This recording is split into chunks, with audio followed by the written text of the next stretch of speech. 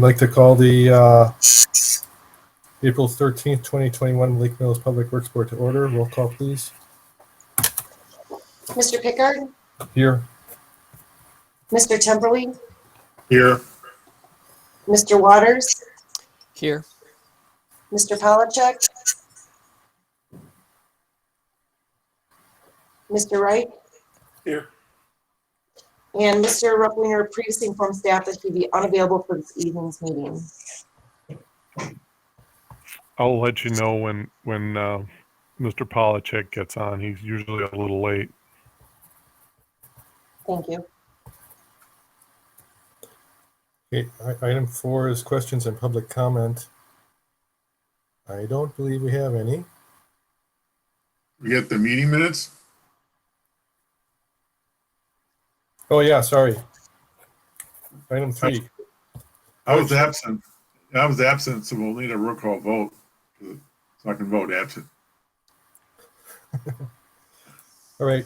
Anybody correction or approval of minutes? Anybody would anyone like to make a motion to approve the minutes, please? I move to approve the minutes from the last meeting. I second. This is John. Motion by Greg and second by John. All those in favor, please say aye. Aye. Aye. Opposed? You need a roll call vote, Mark, because Todd has to vote absent or Oh, abstain. So Misty, can you call the roll? Mr. Temperley? Abstain. Mr. Waters? Aye. Mr. Wright? Aye. Mr. Pickard? aye. Motion passed 3-0. All right. Next, questions and public comment. None. Nobody has any, correct? I don't see anybody anywhere that would be on to comment. And Misty, Mr. Polachek is on. I'm on. I'm Thank still you. having trouble with your Granicus, but I got my computer to work. Good.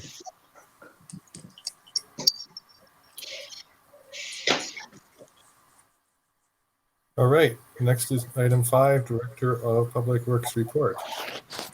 Okay, thanks, Mark. I got just about 4 quick updates. I hope they're quick anyway. First of all, in regard to the 2021 lead service line replacement program, I think you all are aware that we applied for and got approval from the DNR for a grant to replace private side LSLs, the resident side of the LSLs. We actually got that information almost a month ago, maybe a little bit more, but we've been waiting to find out how much we are actually being awarded.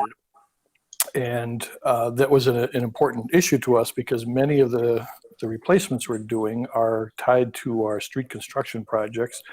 And so residents were getting a little antsy, we're getting a little antsy. So really quick, I called the DNR, asked them what the situation was. And we have been approved for up to 74 replacements. They haven't awarded the actual dollar amount yet because they're working through that with some other communities just to see exactly how much money they've got and how much has been allocated. As I think you might remember, they had $64 million in a pot that they had hoped would last about 3 years to replace lead service lines. They got about $40 million worth of requests in the first year. And that's a good thing in that communities are replacing lead service lines. The problem the DNR is facing is that a number of the communities, quite a large number of the communities, have never done this before. Consequently, they don't have as good a handle on the costs. And so the DNR is concerned that they probably asked for more money than they actually need. And so they're virtually going through every community just to see if that number jibes up. We will find out more specifically probably toward the end of April, and then we will get the official designation sometime early in May. But I was told that regardless of what happens, we will get funding for about 74 replacements. So we went ahead now then, or we will tomorrow actually, send out letters to all of the people that have known lead service lines on Westlake, Reed, and Jefferson, although there's none on Jefferson, as well as people that had signed up for the previous round of funding but came in too late. And it amounts to about 40 replacements. And then we'll also be going through our list of known lead service lines and working to contact the people that have lead service lines at locations where we know we've replaced our part already. So in other words, it won't be a cost to utility, but we will be able to work with the residents that are looking for money to replace their lead service lines. And then, after that, next year and the year after, we'll just have to see how it goes. We'll have to see how much money is available. They anticipate, or at least what I was told, is that they will probably try to establish some kind of a priority list in subsequent years.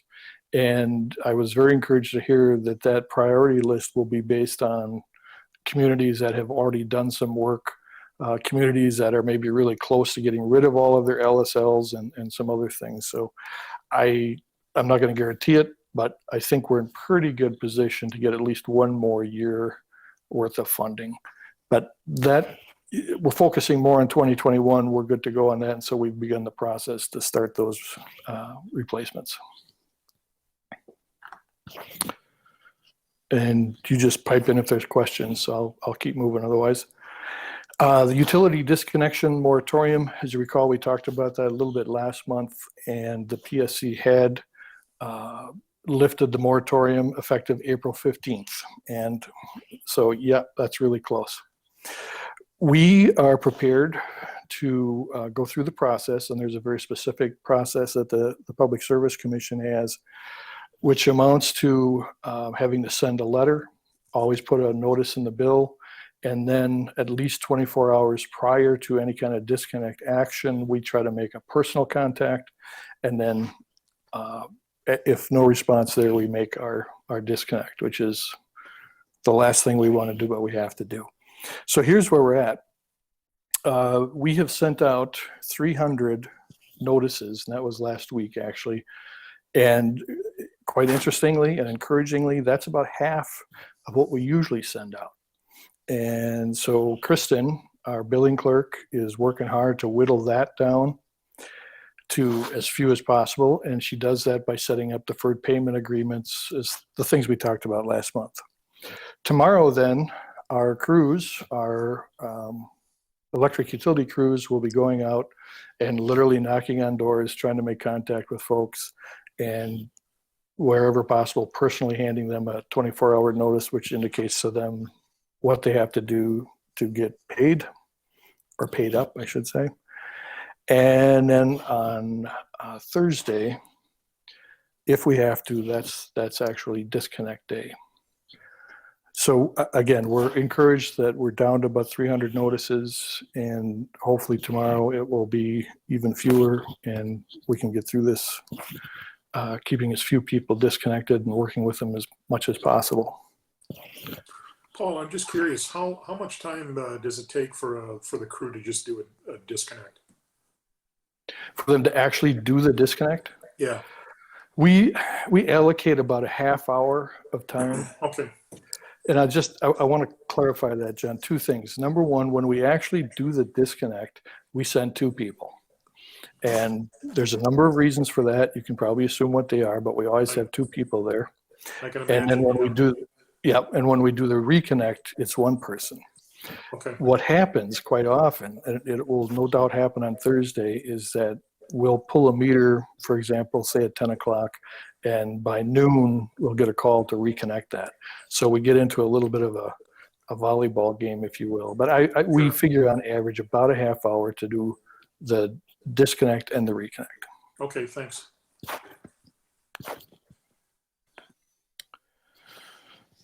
All right. The next one is the AMI update. We are moving right along. I got to tell you, I was a little surprised. Last month, as you recall, we did the presentation on how to sign up online to have your meter changed out, and somebody contacted us that night and set an appointment. And I suspect it was either one of you or somebody else that was watching.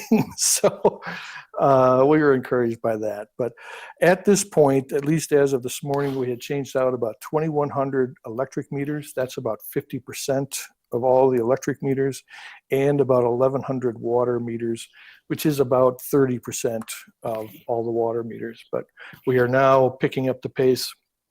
And as you'll see in the presentation, the PowerPoint presentation we do a little later, that we're hoping to have everything wrapped up by the end of this year. That's a goal, not a promise. And then the last thing I've got on here, I just wanted to just give you this kind of a interesting piece of news. Our 2022 rolled salt purchase is due at the beginning of April every year. And so we contract now for what we're going to use later in this year. And I want to let you know that this year we submitted a contract for 690 tons of salt. And I want to put that in context. The last season we put it in for 840 tons. Prior to that, 900 tons. Prior to that, 940 tons. And prior to that, 780 tons. So we are very conscientiously trying to reduce the amount of salt that we purchase and, of course, use. Now, last season helped us a bit because we didn't have as many events that required salt. But we're also now really going to start working on brining. And so we purposely reduced our salt purchase for this season and are going to concentrate on brining and seeing if we can't do two things. Number one is, of course, use less salt on the roads, environmentally good. And secondly, reduce that cost. So I just wanted to give you a heads up on that. We'll talk more about that as we get into the next snow season, which I'm not trying to rush, but we'll see how next year goes. So I just wanted to give you that piece of information. And Paul, last month you said that we had troubles with storing salt. Yeah, we're not sure how this is going to play out. We still have 50 tons of salt to be delivered from our previous contract, and we have room for most of it, kind of Okay. making some accommodations, but we're in very good shape, I think, coming into the next winter season.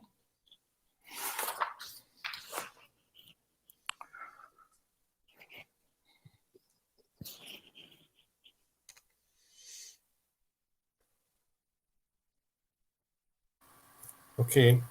Anybody else have any questions? If not, we'll move on to item 6, electric utility overview. That's the information. Can I start, Paul? Yes, please. In the Right.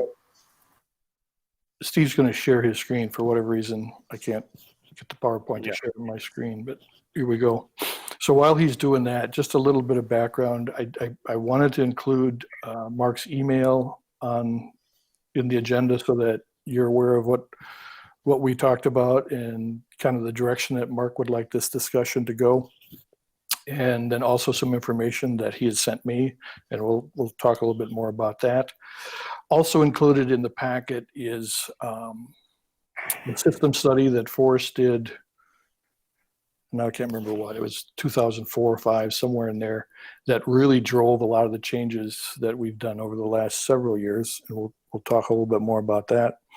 And and then finally, there's a cash flow analysis that was done by Ellers that shows what we anticipated for rate adjustments and cash flow and that sort of thing. So I put together this PowerPoint that hopefully we'll see in just a few minutes here. It should be up, Paul. Okay, I'm seeing So- just SW right now. Mine shows it, but it's not coming as the primary, obviously, because you are the primary at this point in time.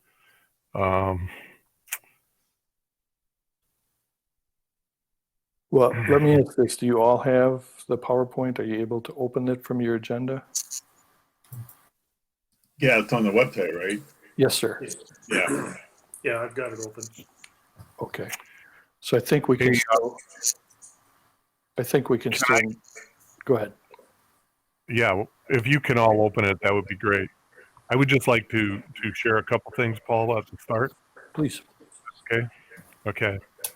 So we bought the electric utility in 1910 from LD Fargo Company, and it had been in place for a number of years since 1880s or yeah, in the 1880s, I think they had started. So our service area was kind of set by that. They were associated with farms, and they had set the service area. So we run as far north as town of Waterloo and quite a ways into the town of Lake Mills, and then the city of Lake Mills. We did our own generation until the 60s, when we actually, even later, I think, when we joined WPPI, we went on to the distribution. Actually, at that time, I guess it was Wisconsin Energies, but their distribution system. So when I got here in 2000, our system was pretty much scheduled out of that time period. So there were a lot of power lines tacked to trees, a lot of things held up with duct tape, and not a lot of work done for years and years and years. Some of it is going back as far as 30s and the 10s. So we did the 2003 study with Forrester, and they put together a plan on how to upgrade. One of the main features was the distribution, going from distribution to transmission. And one of the reasons, if you remember, in the late 90s, WPPI did a reliability study for us, and we had very poor reliability. In fact, when I got here, every squirrel and hawk and dove and raccoon caused an outage of an hour or more in the city of Lake Mills. And we had brownouts on the south side of the city every time Vita Plus motors kicked in. And we had blackouts on the west side of the lake on a regular basis, particularly in July and August. So Forrester put together this plan, and it asked us to go onto distribution, make an effort to get onto distribution. So we worked with ATC, which was a new company at the time, to run distribution through the city of Lake Mills. And we built a new substation, which I think Paul will go into in a little bit more detail. And then we upgraded our 4 circuits. And in fact, I think at the time that the report was done, we were looking at overhead, but we did it underground, a large majority of it anyways. And so from basically 2003 until now, we have bitten off a very large lump, an economic term, lumpiness, which means that we have substantially invested in new infrastructure. And we're kind of at the end of that, but it's probably time to look at evaluating it, having Forrester come in and do another study to see where we're weak and where we need to upgrade again. But Paul is now going to do his prepared presentation on the Lake Mills Electric Utility. Okay, and thank you, Steve. As you saw in Mark's email, is that he really wanted to open this up for discussion. And so when I put this together, I did it with that in mind, that, okay, here are some facts and figures. I'm not going to analyze them and do a great deal of that, but really put it out there for you to discuss. And quite honestly, I don't know if you're going to have all the information you want or need tonight. I expect this will be an ongoing discussion, but I at least wanted to, like Mark suggested, get this thing going and take a look at where we're at, where we're going, and we will get into some of the things Steve talked about there in a little more detail. So I am on the first page of the presentation, and I just want to tell you here that April 18th is Electric Line Worker Appreciation Day. And so if you want to, give your nearest line worker a socially distanced hug, that would be a good day to do it. The second slide is, I just want to give you a map of where different electric utilities are in Wisconsin. A lot of people don't realize just how many electric utilities there are in the state. In addition to the 80-some municipal utilities, there's electric co-ops. And then of course there's the investor-owned utilities. which we affectionately refer to as IOUs. Next slide. The information that I'm going to be giving to you tonight comes from WPPI Energy. They keep a lot of data for us, and we can tap into that at any time. And then another excellent source of financial information as well as statistical information is on the Public Service Commission website, and it's called the WEGS report, which originally stood for Water, Electric, Gas, and Sewer. And that's where they kept all the annual reports. Now, the PSC no longer keeps the sewer reports, but they kept the acronym. I guess it was just easier to do that. But if you want to find out in really quite minute detail the financial status of our utility and any other utility, it's there. And it's not exciting reading, but at times it's very, very interesting as to how we compare with other utilities, that sort of thing. Another source of information I used a little bit in this presentation is from the Energy Information Administration. That's a federal administration. They do a lot of statistical tracking, that sort of thing. And one of the things I found in there is when we're talking about rates, and we will quite a bit tonight, if you lived in Hawaii, you'd be paying 28 cents a kilowatt hour. And if you lived in Louisiana, only 7. So I'll let you kind of decide where you want to live based on that. The next slide is some cost comparison information. Now this is similar to what Mark presented. I took just what we consider our peer group. And we actually have 2 peer groups. One is our neighboring utilities, Jefferson, Waterloo, Oconomowoc, et cetera.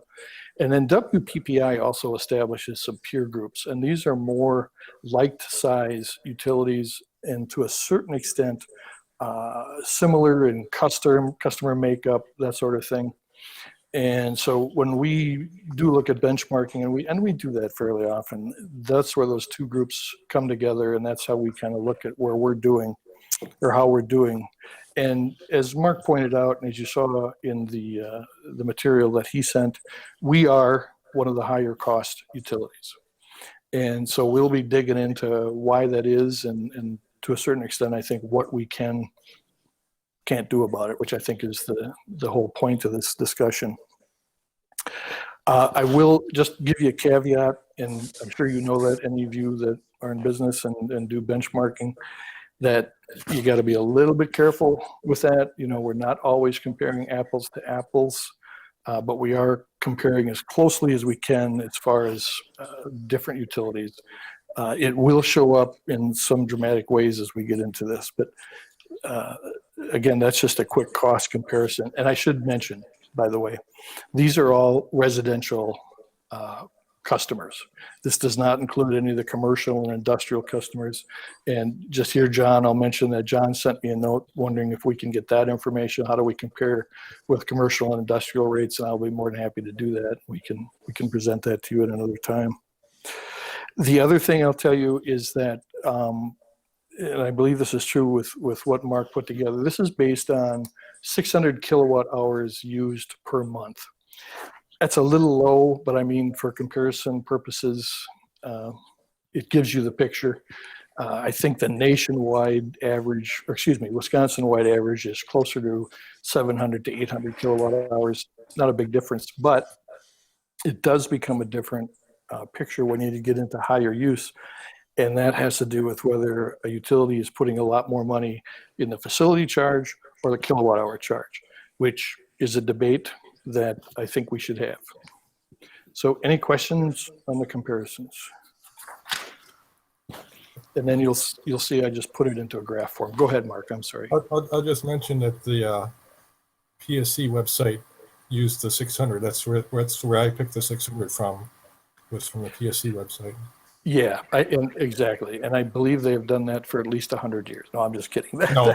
That's the number that they use quite a bit. And I didn't bother to update what our actual average is, but I know 2 or 3 years ago, it was in the 750 range. But again, the exact same point is there, that we are one of the higher cost utilities in the area.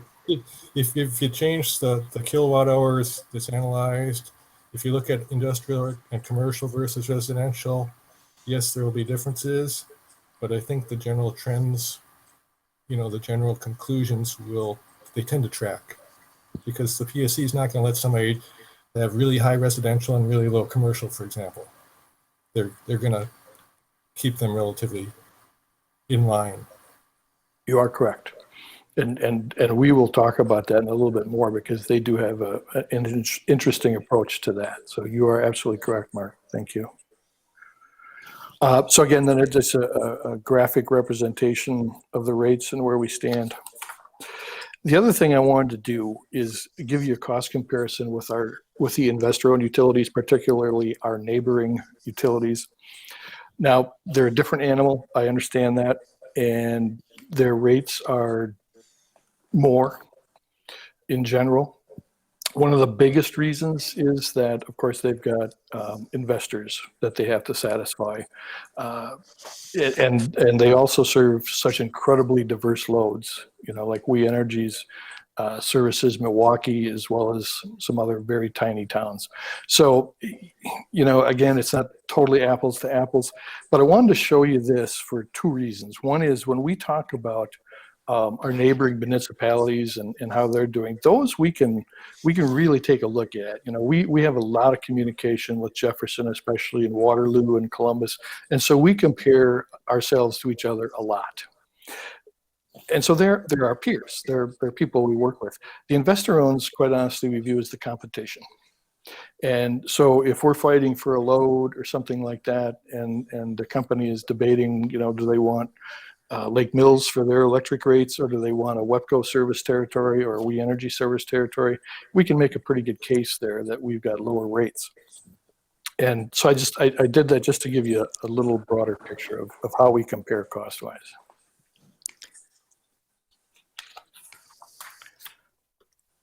And again, then the next slide is just the graphical representation. Go ahead. I think going back though is that we're not going to be, you're not going to be saying, well, I'm going to connect to Waterloo utilities or Jefferson utilities. If you're not in Lake Mills, you're in Wisconsin Energy, We Energies, or Alliant. And so that it's probably as relevant as that. It's probably as relevant as any question you're going to look at. Yeah, and we do know that electric rates, depending on a business, the electric rates aren't going to make or break it, unless they're a heavy user. But it is part of the picture they put together, and so we do benchmark against them. All right, just some more general statistics, although they tell a pretty good picture. As of 2019, we had about 4,200 electric customers. Now we typically have fewer water customers. We'll talk about that when we do the water deep dive, but 4,200 electric customers. 2019, we sold 62 million plus kilowatt hours. And this is maintained pretty steady. There might be a million here, a million there, and I realize a million here, a million there, it adds up to real kilowatt hours, but we've been able to maintain a pretty steady load. And I say this because of, we lost a couple of significant loads at one time, like when Hamlin went out, Mark, of course, remember that one? And what was the other one up? MPI went out, they were pretty good load. And we were able to maintain our kilowatt hour sales for two reasons. One is that other things were growing. I mean, that was about the time they were building some new schools, that sort of thing. And the other point here is that we are not in a situation where we have a large industry that would do us a lot of damage if they left. Certainly, some of our larger users, and I guess I can say these is, Celgen's a high user, the schools are heavy users. If they were to leave, we wouldn't be as totally devastated as some other utilities are. And a very radical comparison would be Shawano. Shawano has one customer that makes up 80-some% of their entire load. And so if that company were to shut down or leave, that would be a real problem for Shawano. And again, that's a very drastic example, but we're in pretty good shape with the size of the industries we've got here and how they use electricity. However, another part of that picture is our residential versus commercial industrial separation. Our customer base right now is about 89% residential and about 11% commercial and industrial. Go ahead. I'm sorry, Mark. Go ahead. Is that by usage or by number of customers or? That's by kilowatt hour usage. Okay. Yes, by kilowatt hour usage. And as well as the number of customers. But when you see the next slide, that's what really tells the story. Now those numbers are not too far off from the Wisconsin average. I think the Wisconsin average is about 85-15. But that also depends on the size of the industry.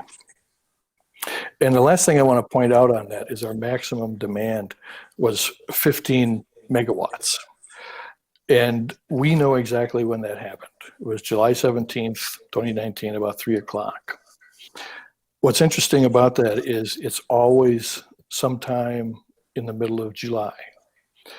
I also looked at some of our peers, and I don't know if I put the slide in here, but I can tell you that every one of our peers peaks at about the same time. In fact, every one of WPPI's members peak at about the same time.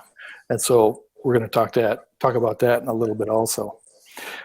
But understand what causes this demand, and just keep this in mind as we move forward. That time of the year, of course, it's the warmest time of the year, so people are using air conditioning, et cetera, et cetera, et cetera. It's 3 o'clock in the afternoon. Now, understand what's going on about 3 o'clock on a hot afternoon, usually close to a weekend. You know, the people that have seasonal homes on the lake are here. Air conditioning is turned up a little bit more. Televisions are on. Refrigerators are being opened a little bit more. So our peak is very predictable based on our customer base. Again, the number of residential customers we have and how that drives so much of what we do. So then the next slide is the pie graph. Go ahead. This is Greg Waters. Your stat there is based on the number of users. Do you have a usage number as far as what the usage would be from a residential standpoint as compared to commercial? I don't have that specific information, Greg. I think the next slide will show you a little bit based on revenue, but I'll be more than happy to get you that. Well, revenue will give us a ballpark anyway. Yeah. Okay. Exactly. Yeah. Thanks, Paul. Absolutely. So Paul, this is John. Yep. I'm sorry, I'm an electrical engineer, so I have to ask. On those July days, like where this record was, with all those inductive motors powering air conditioners, power factor tends to be affected. Do you do power factor management here at our level, or is that done by WPPI? Well, both. Mostly WPPI. Okay. And again, that's more system-wide for them as opposed to just Lake Mills. But what you're going to see in a little bit is what we really pay attention to is the load factor. And that's what has a pretty big effect on us. But yeah, power factor, we seem to have less control over that, just by the nature of what people use and factories use and that sort of thing. Load factor is where we really have some issues to look at.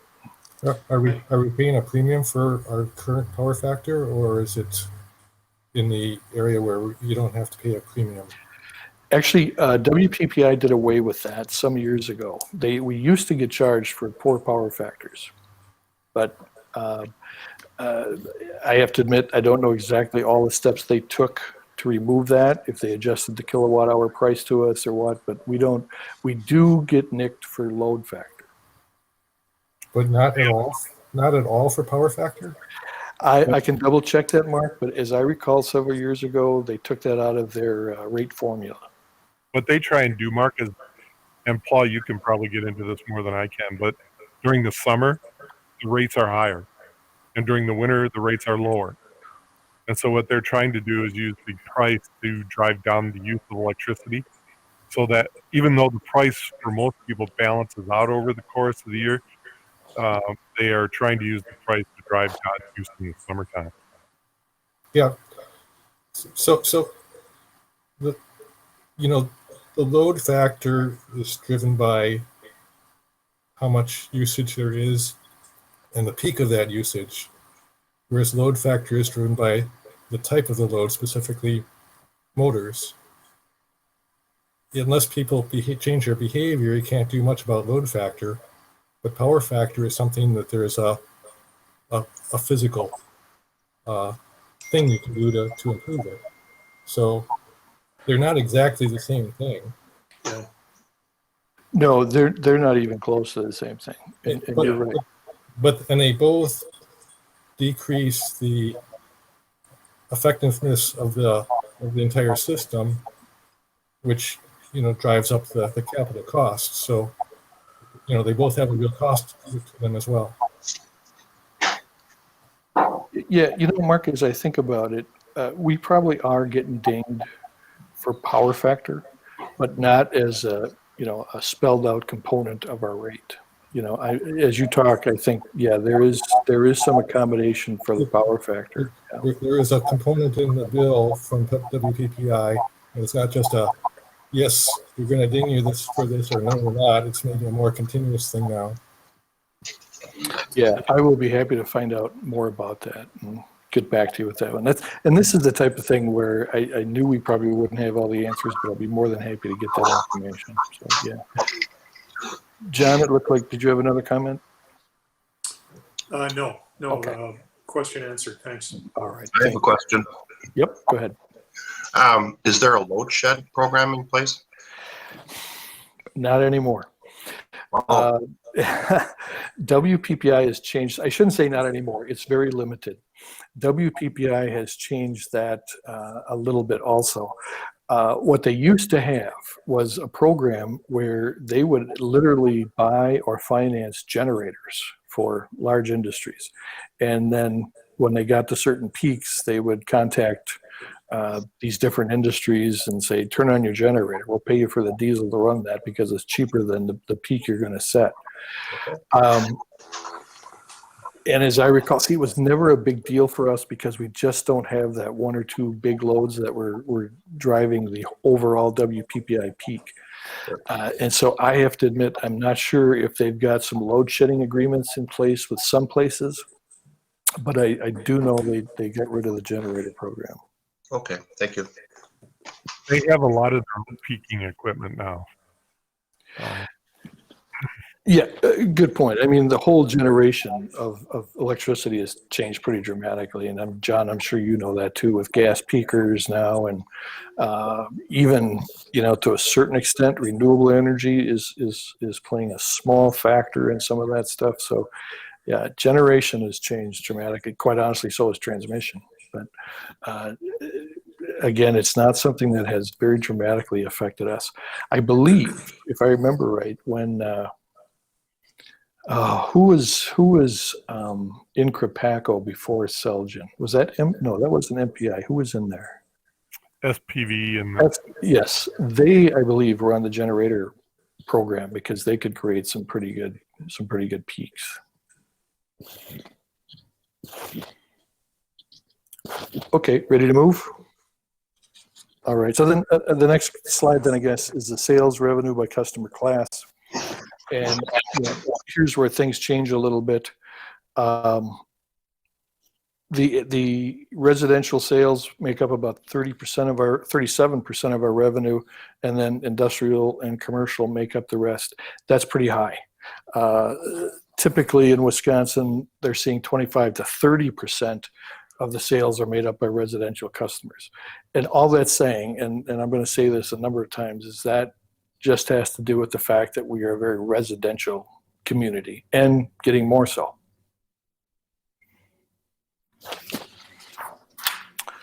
Okay, moving on then, and this one speaks a little bit to what Steve mentioned earlier. Our miles of primary distribution line are split almost even, 40 miles to 40 miles. That's not real common. The only other city that has got a real offset in that regard is Oconomowoc. And they have, I believe, like 50 miles of overhead and 300 and some miles of underground. And that's because they have that big Pabst farm area that they're serving, and so they just have a lot of underground. That split wasn't the same probably 10 years ago. 10 years ago, that was probably, man, if it was 70% overhead and 30% underground, it's probably pretty close. So that's what we've been doing is replacing old overhead power lines with newer underground power lines. And that's even changed in the last few years, in that we used to just bury cable in the ground. And that was fairly inexpensive. Well, we found out that cable in the ground, number one, doesn't last very long. And part of that is probably because it can't dissipate the heat as well. And so now everything we put in the ground, at least primary, is put into conduit.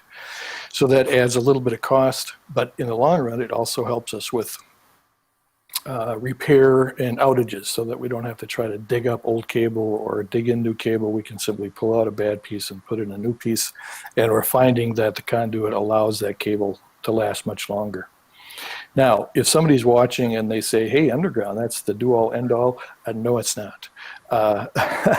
There are other aspects of underground that are a little more expensive, like the cabinets that we have to install so that we can put in junctions and all that sort of things. Nowhere near as easy and as cheap to do as an overhead line.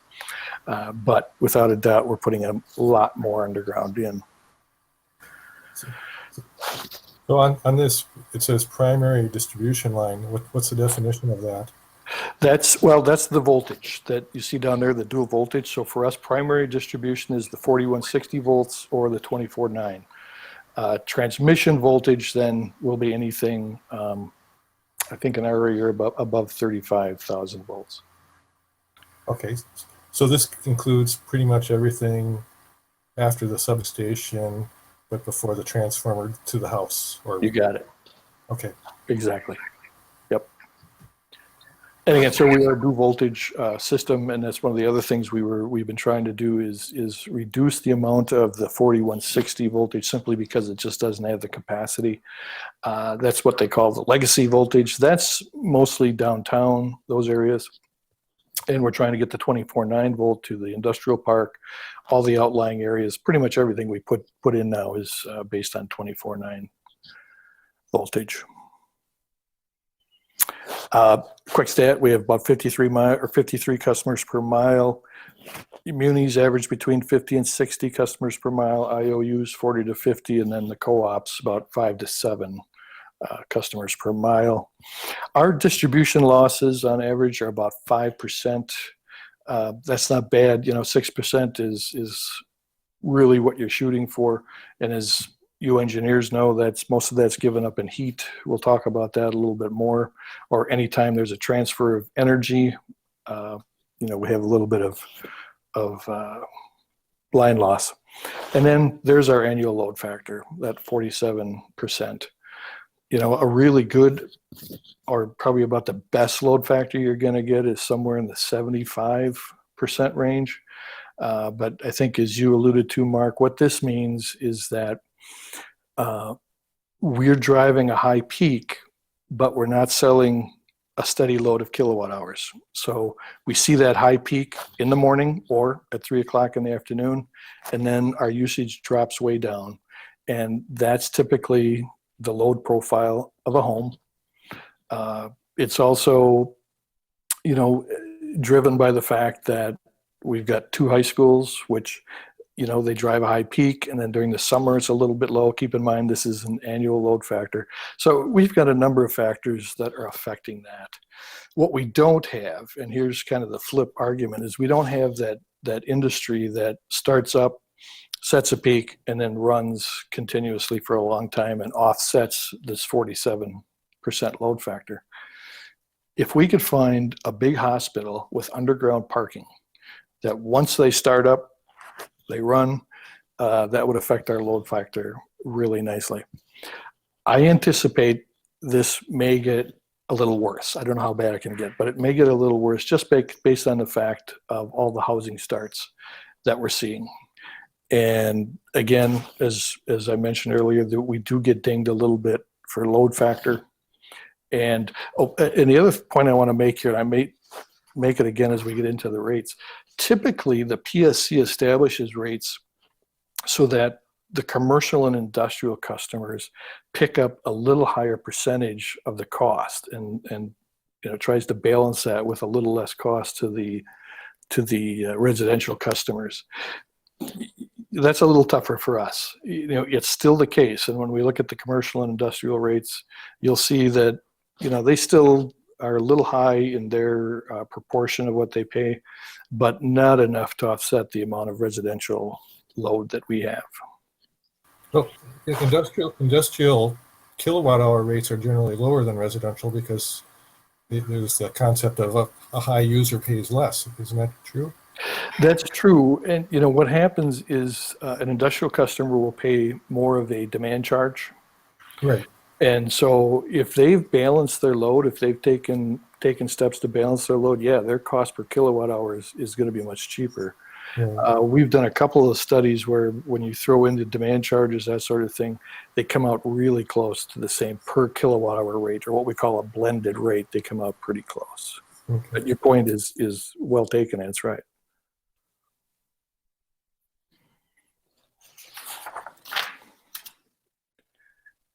Okay, next slide. That's just the 2019 revenue and expense. Again, this is one where you can go into the PSC annual report information and find out exactly how this is all broken down, get a ton of detail in this regard.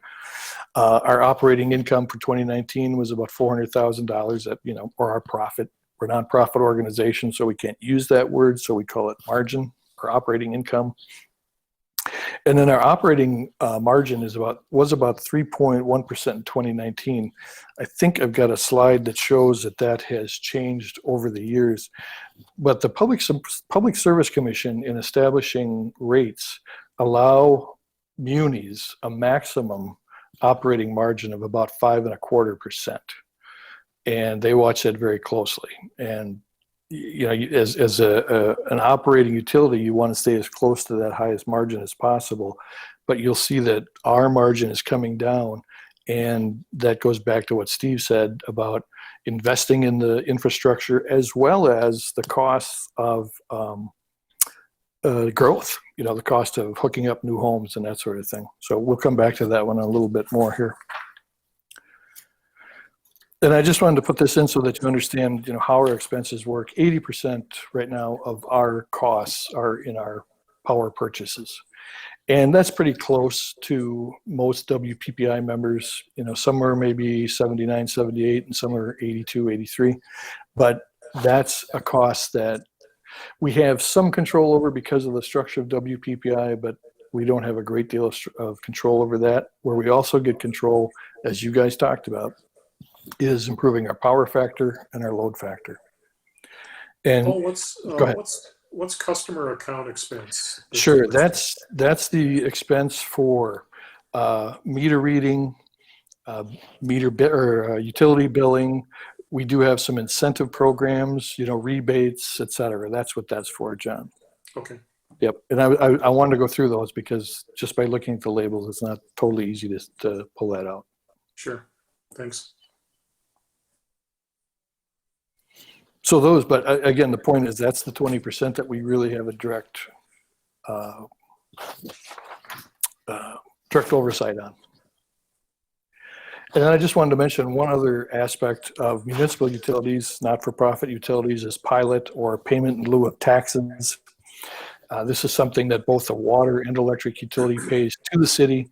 It's something that, and I know this happened in 1918, not because I was there, Steve, but I did a presentation on this once at a MUW meeting.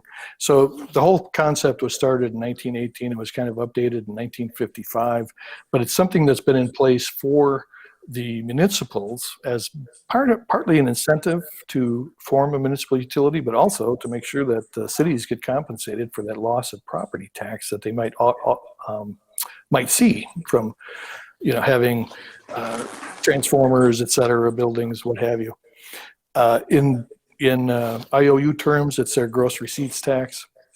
But there you see that in 2019 we paid $389,000 to the city that goes into the general fund. We'll look at water. The waters is a little less than that, but they also pay into pay a pilot program. So that I pointed out as kind of a benefit of a muni and how we establish some of our costs. All right, so let's get into the rates here a little bit more. And some of this, if I'm being too elementary, I apologize, but I'll go through this and as quickly as you allow. We do a cost of service study with WPPI Energy on a fairly regular basis. Certainly anytime we anticipate we're going to need a rate increase, or if we've not had a rate increase for some time, we will ask them just to come in and take a look and see how things are going. We have asked them to do one this year, simply because it's been a while since we've had any kind of rate adjustment.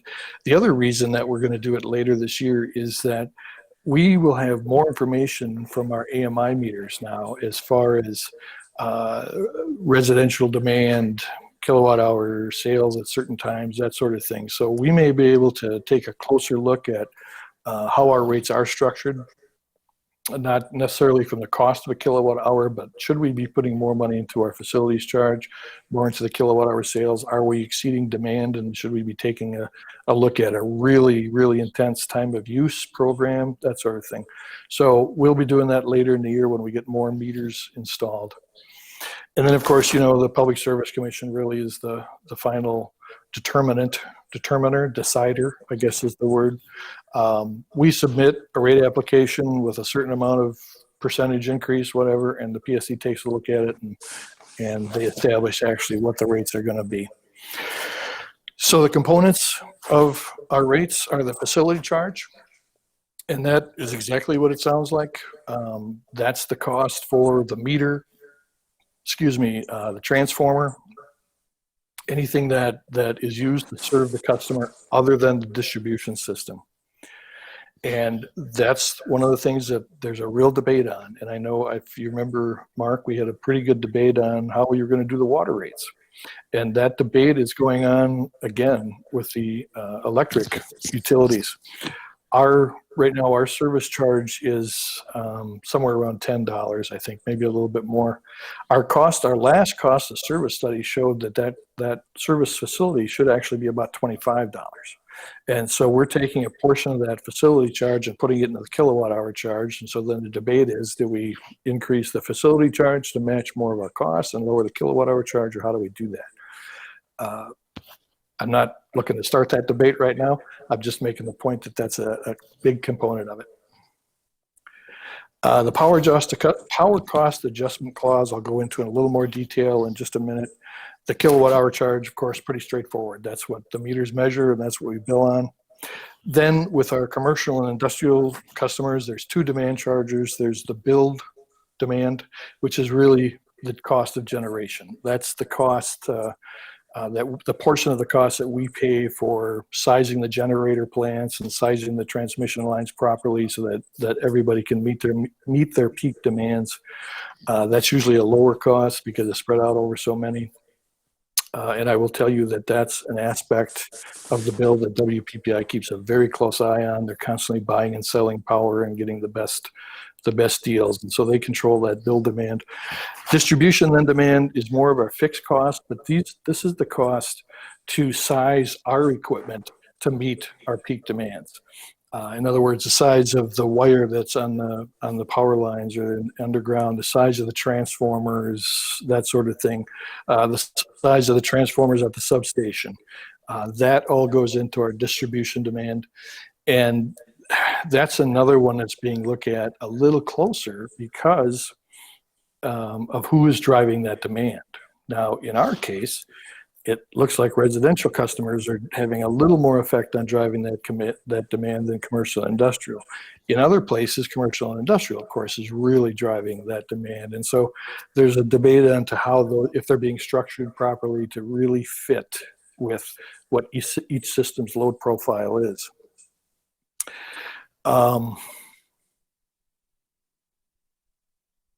Yeah, I guess the only other point I wanted to make here is now this is more true in homes than other places. The number of electrical appliances and/or equipment that we're all using is really going up. And so that's beginning to drive the demand. And there's actually a discussion about whether or not homes should have some sort of demand charges.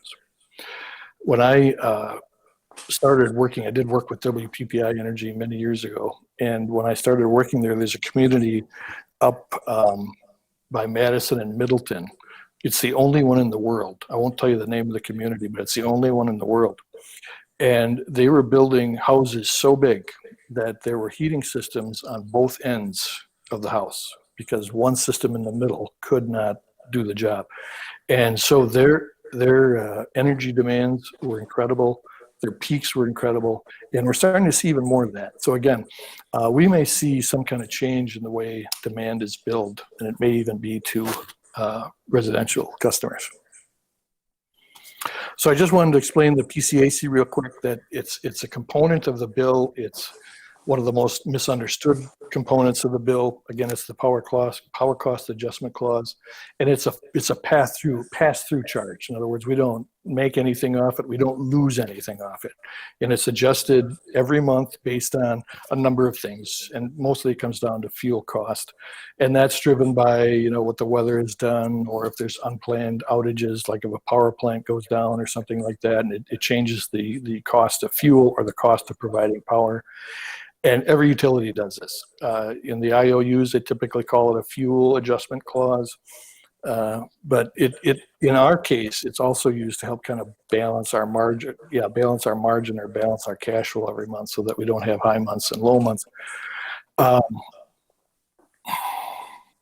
forgot the other point I wanted to make about that, but that's what the PCAC is. Oh, I know. When our rates are set by the PSC, they set a level. And they call that their zero level. And so if the costs to produce power go above that, the PCAC is positive. If the cost goes below that, the PCA is negative. And so some months it'll be, extra on the bill. Sometimes it'll be less on the bill. But they set that point of unity, I think they call it. And that's what the power cost adjustment is based off of. And then, as Steve mentioned, WPPI just 3 years ago put into effect seasonal rates. And what this amounts to is, just like I told you, that all the WPPI members seem to have a July peak, sometime in July. And so then, of course, WPPI's costs are more then. And so what they're doing is another pass-through, another PCAC, so that costs to all customers is a little higher in the summer, but then it's a little lower in the winter. And again, it's based on cash flow, and it's helping maintain some cash flow for WPPI. They set it up so that it is actually cost neutral, so that in a 12-month year, in a calendar year, those higher costs in the summer are offset by the lower costs in the winter. And all told, at the end of the year, most customers should pay about the same amount they would have had they not had the PCAC adjustment. It's just how the cash flow is affected in between there. And again, I think they've had that in place 2 or 3 years. Okay, our last overall rate adjustment was in 2015, and that was 11.5%. Now, I want to just make a quick reference to the Eller study, the cash flow study, and I do have that in front of me. They were projecting back in, I guess it was 2017, that in 2018 and 19 we'd see rate increases of 4% and 7% respectively, then maybe another 4% in 21. And if you've got that in front of you, you can see that they projected some rate increases. We're following a little bit lower than that, that 4% and 7% in 2018 and 19 kind of add up to the 11% that we got in 15. But the point I'm trying to make here, I guess, is that we're doing pretty good as far as controlling our costs and living within our means, if you will. And I don't anticipate a rate increase for a while. But again, that's why we're going to look at the cost of service study. Now, here's another debate, however, and that is it better for the utility and especially for the customers to wait several years and then have, maybe a double-digit increase, or is it better to have smaller increases along the way? And again, I'm not advocating for either or. I'm throwing that out as discussion. That's something that we talked about with the water utility. Are we better off, with a slow increase as opposed to a big hitter? And of course, the other side of that is, or are we better off at really controlling the heck out of our costs and not having any rate increases? That would be, heaven, really, if we could do that. So I'll just throw that out for you guys to consider. I will tell you that even though the last overall rate increase was in 2015, over the years we have made adjustments, more so in how we establish our time of use rates. We went from an 8 o'clock a.m. to an 8 p.m. block to a 7 to 7 block of high peak, that sort of thing. So we've made some adjustments there, trying to do it based on what's going on our load here. And then we also implemented some years ago what we call an economic development tariff, which is simply a short-term lower tariff for new businesses. And there's very strict criteria about what that means. But the idea was to provide an incentive to a business to come into a community, allow them to pay a slightly lower electric rate for some years, and then be put back up on a regular rate. We've never used it. It's there, but we've never had the opportunity to use it. And then again, Mark, you referred to benchmarking, and so we're going to get into a little bit more of that, but I wanted you to understand who we're benchmarking against. So when you look at the graphs, the like-sized utilities are Arcadia, Columbus, Evansville, and the Dells. Now we have somewhat simpler load profiles, but you're going to find out it's not apples to apples. And then also what we call the WEPCO control area, and you can see the utilities there that we're compared against. And we tend to, when we benchmark, informally throw in Columbus, Oconomowoc, et cetera. So looking at our power supply expense, first of all, you can see there over the 5 years that we're typically a little bit higher than all of our peer groups here. And again, I think that's driven to a certain extent by our load factor, and that's also driven by the construction, et cetera, that we've been doing. And we really kind of started finishing that up in 2015. And so you can see that our kilowatt hour rate is coming down a little bit more. I just want to point out Arcadia. They're kind of the anomaly in this one.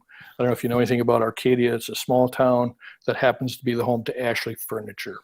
So they have this really nice big customer who's really taking care of some of their costs. And Arcadia actually has some of their own generation. And so they're controlling their costs by generating some of their own electricity. So that's the power supply expense. The next slide is the local distribution cost. Now this is what we were talking about, this 20% that we have some say over. This is going up, as you can see. And again, I think to a great extent, this is driven by the construction, the housing growth, et cetera, that we're seeing. And so that is one that we want to take a hard look at and how we can control it. And I think if you can see, yeah, our real heavy construction started in about 2015. So you can see that's where it's steadily increasing. We've talked about load factor. I don't know if you want to get into that anymore, but your definition, what you guys are saying is exactly right. It's kind of a measure of how efficient we are, and our numbers showing we're not the most efficient. And so then the next slide is the load factor comparison. We are, the low boys on the block there. I'll just point out Wisconsin Dells, if you understand what goes on in the Dells, and I'm sure you guys all do, where it's a heavy load in the summer, a lot of kilowatt hour sales, and then it goes right down the tubes in the winter. And so when you look at it at an annual basis, that's what's driving theirs. Again, what's driving ours, I think, is our housing and the fact that we don't have that one big, really efficient factory or industrial user. Paul, I might be repeating something you've already said, but you mentioned that Lake Mills is more of a residential community versus whatever. So typically small towns like in our peer group, they all have similar load factors to us because smaller towns tend to be more residential or for the lack of a better term, bedroom communities. Yeah, John, I understand what you're saying. I'm not well, I can't answer it specifically, and I'm not sure I could draw that conclusion. Okay. I'll give you an idea that obviously you've already indicated Arcadia has a very large user in Ashley Furniture. Columbus has several very large users, including American Packaging Company. And we know about their use there because they provided that information when they were looking at moving to Lake Mills. Wisconsin Dells is, they've got, I don't know what they have. Evansville is probably the closest to us if you were going to make that kind of statement. When you look at Jefferson and Oconomowoc, they have really large loads from companies. So Jefferson has got like Nestle and a couple other businesses there. Oconomowoc has got the hospitals and several large businesses. So we're kind of, I wouldn't say that it's typical. I know, look at Clintonville. You know where Clintonville is? I do. They have some very large loads, even they're a small community. They have like fire truck companies. I think Pierce is there. They have a couple other very large loads that balance them out. So, yeah, if you were looking at some of the communities, but generally the Reedsburg has a huge load. That's a foundry. I think the foundry is in Shawano too. So when you're looking at some of these cities that have their own utilities yet, they tend to have some really large loads. Kaukauna has the paper mills, and so we tend to be kind of, you have to kind of search for which cities do match up with us in WPPI. Now, if you're looking throughout the state and you're taking in IOUs, you can find more of that. So like the village of Butler, Elm Grove, Deansville, those types of communities, you could probably say, yeah, they're more heavily residential, not a lot of industrial, commercial, similar to Lake Mills, but they're also the IOU communities. Okay.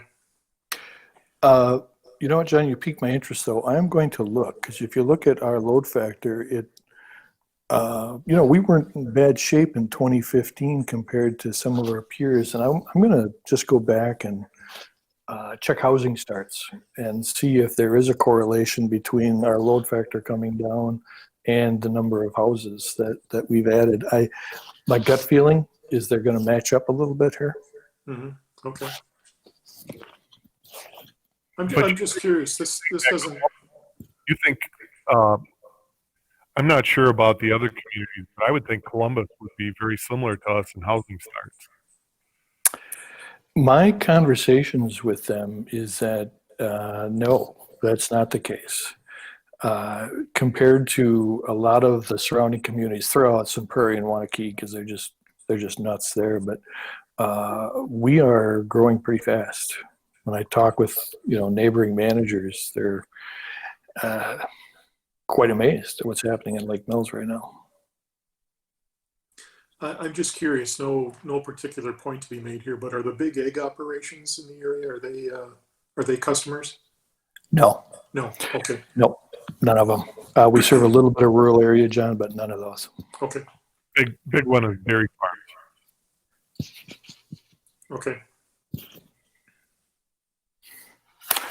Okay, and I wanted to go, I think we talked a little bit about line loss, and again, you guys probably know as much about this as I do, but it's heat. Typically, an underground line, you see a little more line loss because it can't get rid of the heat. But then, as we look at it, what we pay attention to in regard to line loss is the number of changes we make in the flow of electricity. So in other words, from the substation transformer to the distribution line, we know we're going to have some line loss. From the distribution line to the transformer, we're going to have some more line loss. And then from the transformer to the secondary line, we're going to have some line loss. So this also fits with what's happening with us in that we are putting a lot of transformers out there to serve residential areas. Our choice or our preference would, of course, be to put one big transformer as opposed to 4 or 5 small ones, but then we run into voltage issues. And so just the growth that we're seeing is contributing to some of our line loss. I want to go back to the point Steve made, and I think I saw this. I'm going to be careful with the numbers. I can tell you that our line loss when I came here was dramatically more than it is now, and that's because we hadn't really done a lot to keep up our system. And so we were getting line loss through poor connections, where they were heating up too much, where we had grossly oversized transformers, which is a terrible source of line loss. We had transformers that were energized, but there was no load on it because they were put there just in case and that sort of thing. So we try to get rid of as much of that stuff as we can. So our line loss is in good shape. I think we could do better, but it's in good shape. Go ahead. I heard somebody. It's Greg Waters. Sorry about that. Looking at that line loss comparison, Evansville was very similar to us up until 2019, and they had a significant downturn. Is it possible to check base with them and see maybe if they changed something to fix that issue? Yeah, and I see that in Columbus too, Greg. And I have to admit, I'm not sure about those numbers. That's a damn good line loss. Right. So I want to make sure that's accurate. But absolutely. Actually, I have those starred on my sheet here to find out what they may have done to get that down so low. I mean, that'd be beautiful. That'd be a beautiful. 1.1 in Columbus. Yeah. I don't know how I'm going to find out. Good friends there, so I'll tell them. You got to tell me. Save my job. And you see Lake Mills going up 1% in line loss 2018 to 2019. Yeah. And I think that's the number of transformers that we're placing. So we are very well aware of that. In fact, one of the things. Go ahead, Sid, Mark. I'm sorry. But it's a relatively large change in 1 year. Agreed. And so we'll look at that. We are going to talk with our electrical engineer, Forrester, about that and see if we got some issues with some of our transformer sizing. I'm suspecting that. And I'm guessing that line loss is calculated similarly to the way water loss is calculated in the water utility in terms of power meter on the incoming side versus all the power meters on the outgoing side. So another possibility for line loss, what looks like line loss, is a metering issue. Correct? Correct. Absolutely correct. And that could be a reason for a sudden change. Yes. Yeah. Which would be kind of contradictory to what we're trying to do with our new meters, and that is to get rid of as much line loss in that regard. But yeah, you're absolutely right. Right. And maybe that's an explanation for Columbus or Evansville, but I just wanted to mention it as another possibility for these changes in line loss. Absolutely. I will be checking into that one a little bit more. Okay, so we're getting kind of close to the end here. I appreciate you hanging in there. I just wanted to identify some of the projects, and I know Steve alluded to some of these, but we are, again, working on the AMI project. We're hoping to have more data, more specific data on what's going on. Again, goal is to be completed in 2021. The voltage conversion project, that was in the Forrester plan, and that, again, is where we got rid of as much 4160 as we possibly could and went more to 24.9. In that process, we got rid of 2 substations. We got rid of the downtown substation and the Birch Street substation. We still have 1 substation at CP Avenue, which really acts as kind of a semi-backup, and a switching station. The 2 stations that the 2 transformers that we have at the substation on County B, both of those are 25 megawatt transformers, and I realize that maybe some of you were here, some of you weren't, but we set that up so that each transformer could handle the entire load of the city at the time. Now, if we're reaching a 15 megawatt peak, we are starting to creep up to that capacity of those two transformers. But for now, we're in good shape. And the two transformers, they're redundant. They give us good reliability. And what we do is, we run one week, the other one the next week. So they're constantly being used. South Main Street was pretty intensive program for us, some cash intensity there. That was done in 2019, and as you recall, we got rid of a lot of the backyard overhead lines that we had, and we got as much as we could underground. And then, of course, the subdivisions, the one on Mud Lake Road, expansion in Brookstone, et cetera. Those all take upfront capital from the utility. Now we get that back, when we start selling kilowatt hours, and we also have a development agreement with the developers so that they pay us X amount upfront for getting services in there, but they don't cover the entire cost. And so there's a little bit of a lag between when we have to invest the money to put the infrastructure in and when we get it back. There are Go ahead. I'm sorry. several projects which, the 2003 study went into that we have done. So we have looped all four quadrants, right? So we have the redundant electricity running in four different quadrants of the city circuits. And we also upgraded our system substantially on the west side of the lake. So we now have, used to be we had a line that ran under the lake, but that failed years ago. So we now run along the bike trail and actually hang off the bridge and run into Elm Point. And then we upgraded the system around the north side and into the subdivisions down there so that we have provided a much more reliable power source on the west side of the lake. We went down CP Avenue and then came back around on what will be Unshaven, and then back up, and that's a loop in there. And then when we redid the north side, we put in all new lines up there and tied them all in to make those loops redundant. So the power system has substantially been upgraded in that fashion too. So there were a lot of other projects that went on that aren't listed here. And they've been over the course. I know they go back to 2003, but there's a lot of additional electric improvements that have been made and incorporated into this utility. Yeah, and not all of them are just wires and transformers. There's some new technology that we put in. Our new substation is fully skated, so we can follow what's going on at that. And yeah, we've been trying to modernize as much as possible.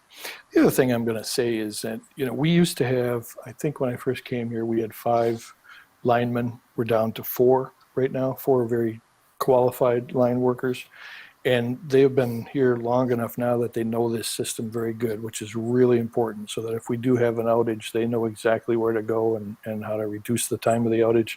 And as Steve mentioned, with the loops and some of the redundancy, we have shortened our outages dramatically. We may end up with a situation where we start with 100 people out of power. For some reason, we can backfeed and refeed so that maybe we've got 1 or 2, and then we go find, as Steve said, the dead bird or the squirrel or something like that. But our reliability has increased dramatically. Now, somebody that just had a recent power outage may be watching this and saying, Paul, you're nuts. But we have reduced our outages, and we're proud of that. Well, I can say, Paul, I moved to Lake Mills 21 years ago, and I remember many, many more outages back in that time frame than now. So it has drastically improved. I think it's very well worth the effort that's been put into it. Good to hear. Good to hear. And I don't know if you noticed, but we were back trimming trees in your area there, so we don't have to deal with that anymore. That's excellent. So that electric linemen make a lot more money than they used to 20 years ago. On a basis of growth in comparison to all the other wages in the city, they make a lot. In fact, there's a regular basis where electric linemen are the highest paid employees in the city. So when you're looking at the utility and you're scaling the wages, even though we only have 4 now instead of 5, and actually we do have 5 budgeted, all of them came in as apprentices. And so none of them have a lot of experience. They're all very young men. And we have the problems that go with having very young men. The utility has done very well with them there, and the changes that we've had to go through in the last 20 years. Yeah, the thing that is a little concerning to me is that if you add up the age of all 4 of those guys, they're still younger than I am. Anyway. Oh, I don't think so. Okay, just a couple of last things. We have been meaning to give you a demonstration of our mapping system for probably a year, give or take, because we're pretty proud of what we're putting together here. But we have improved this dramatically too, where we now are getting to where we have a good documentation of where all the underground lines are, where all of our equipment is, that sort of thing. And once we get our AMI meters in, our electric AMI meters in, we'll be able to use that as an outage management system. And I don't know if I mentioned this to you, but there was a time when people would call up and say they were out of power, and then say, don't you know that already? Don't you have a big map that tells you I don't have power? Well, then we told them we don't, but someday we will. And so we can look at a board and say, we've got this area out of power, here's what's causing the problem, and hopefully we can reduce our outages even more. And I'll tell you what, we're probably within 4 to 5 years of having that ability. Now, we won't have the ability to sit in the building and fix it, so we'll still have to send people out, but I'm really looking forward to that, and that's a goal that we've put up for ourselves. And then I'll just mention, just so you know that we're not forgetting about this, of course, in 2015, we constructed the new building out on Industrial Drive. Thank you very much. That's doing well. I almost anticipated we would be doing an expansion by now, but we're sitting real good with that. And then the main substation that I talked about, that actually was completed in 2017, and it is running very smoothly and doing what it's supposed to be doing. So that's what I put together for tonight. And again, Mark, I wasn't sure if we were going to hit all of the points that you wanted to hit, but at least we got to start. And I'll be quiet now and listen. Well, I'd like to just open up to board members if they have any comments or thoughts about this presentation.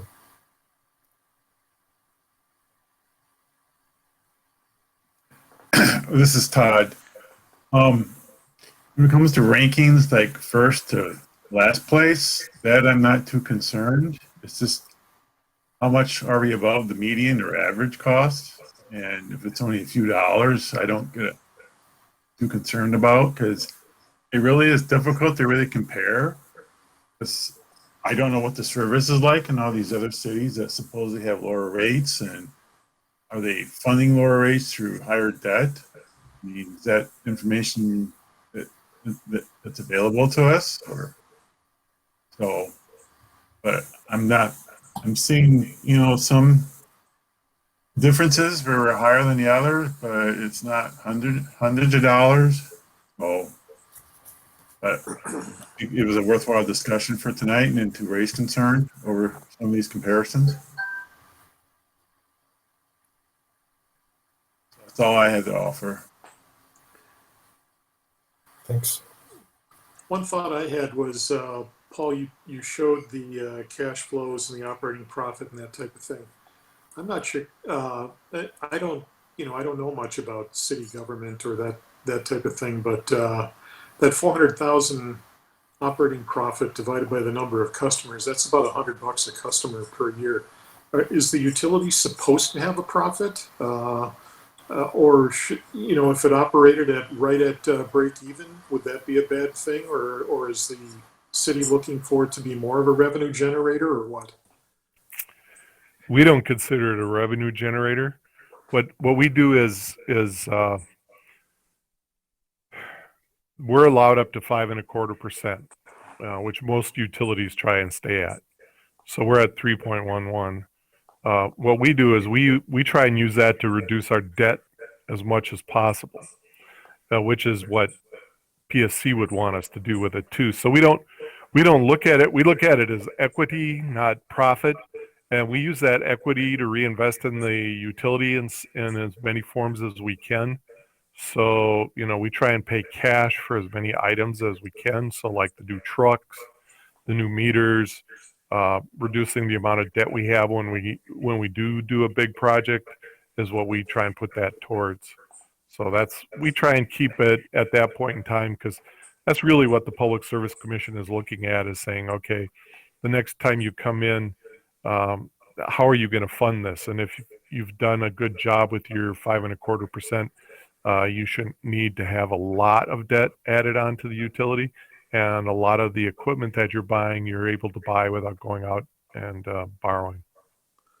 Okay, that raises a question for me. When you say you like to see it go to debt service, is that general debt service at the city level, or is there or at the utility level itself, or what? Because you made the statement that the profit goes into the city's general fund. No, it doesn't go into the city's general fund at all. It stays in the Okay. electric utility. And when Okay. you say debt service, if I said debt service, what I meant is we try and use it so that we don't have to borrow as much the next year. Okay. Because the operations actually is set up to pay the debt, and then there's that 5.25 over that. And so what we're trying to do is not borrow additional money. The debt service is actually financed through the rates, and then this 5.25% is kind of over and above that. So what we're trying to do is use that so we don't borrow more money in the future. All right. Thanks. The other part, if I may, is that not only does the PSC cap your annual margin, they cap how much you can have in margins. In other words, we make 400,000 in margins this year. We made 300 last year. X amount the year before. We're not allowed to have an unlimited amount of money sitting. They do cap how much we can have on hand. And if it gets too big, then they literally tell us to give it back. But the other part of this is the PSC does want us to have some kind of a disaster fund, so that if we get nailed with a tornado or something like that, we have some funds on hand to take care of that.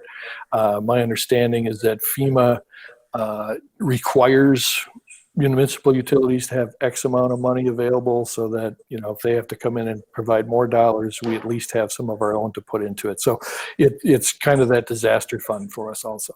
Okay. Understandable. Sure. The city has that too. We have we call it an economic shock fund, which is the unreserved fund balance, and it's set at a certain percent, and we file that in our audits so that they know what we plan on using that for and how we use it. And then we use it instead of borrowing. A lot of governments use bands and TANs, which are tax anticipated notes and bond anticipated notes. We use our unreserved fund balance to cover those, and then we use it to take advantage of economic opportunities and to protect ourselves from shock. So a lot of the costs that might have been associated with COVID or a tornado or something along that line, we were able to cover internally and not have to worry about. Okay. Well, I really appreciated the presentation, Paul, and Mark, I appreciate that you asked for it. What a great idea. This is Greg. I got a quick question. Greg Waters, actually.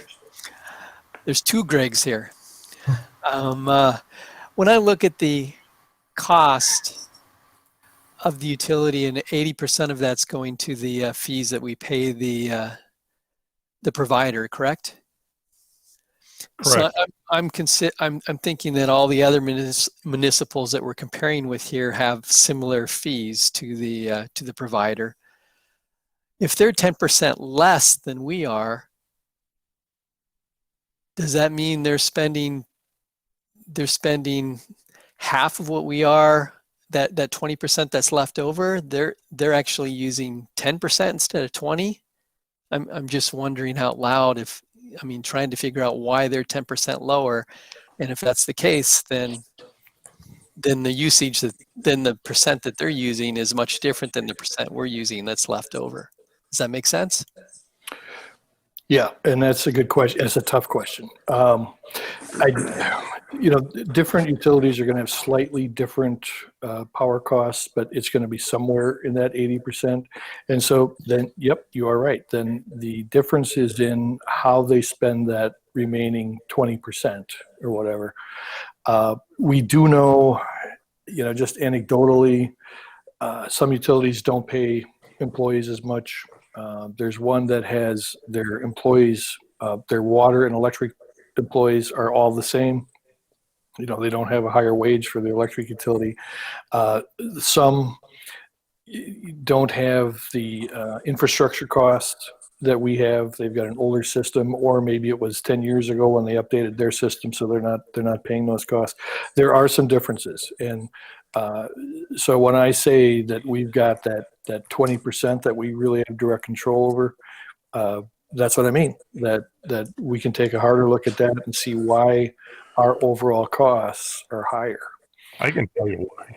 And the last point I want to make is that we're talking about 80% of the whole, and so some utilities are going to have a bigger whole, or a bigger pie, and some are going to have a smaller pie. So I think there's a relative change there, a relative comparison that it's not necessarily that their costs are 10% lower, but that their overall costs, for whatever reason, Arcadia is a classic because they have some generation, so their overall costs are going to be lower. They still may have 80% of the cost is power cost, but they have a generally overall smaller cost. But believe me, that's something we talk about a lot. I can tell you, Greg, that, and I alluded to it earlier, and I tried to mention it as many times as I could, but when I heard you. we had a lump. So from 2000 to 2000 from 2000 to 2020, we put in more infrastructure and new buildings and new equipment than most cities have done in 50 years. But that kind of drops back to the process that we had prior to us taking that on, was that a lot of our infrastructure was taped to the trees. And so it's a substantial change in the amount of debt service that we've taken on in the last 20 years. I'm assuming you look at the amount of debt service that we have in comparison to the other cities, it's pretty high. So do you think our infrastructure cost will be going down over the next 20 years as a percentage? Well, I would hope so, but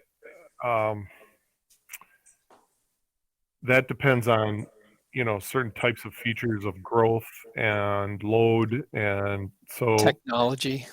So let's take just the scenario. Let's say we put in an industrial park on the north side of the interstate.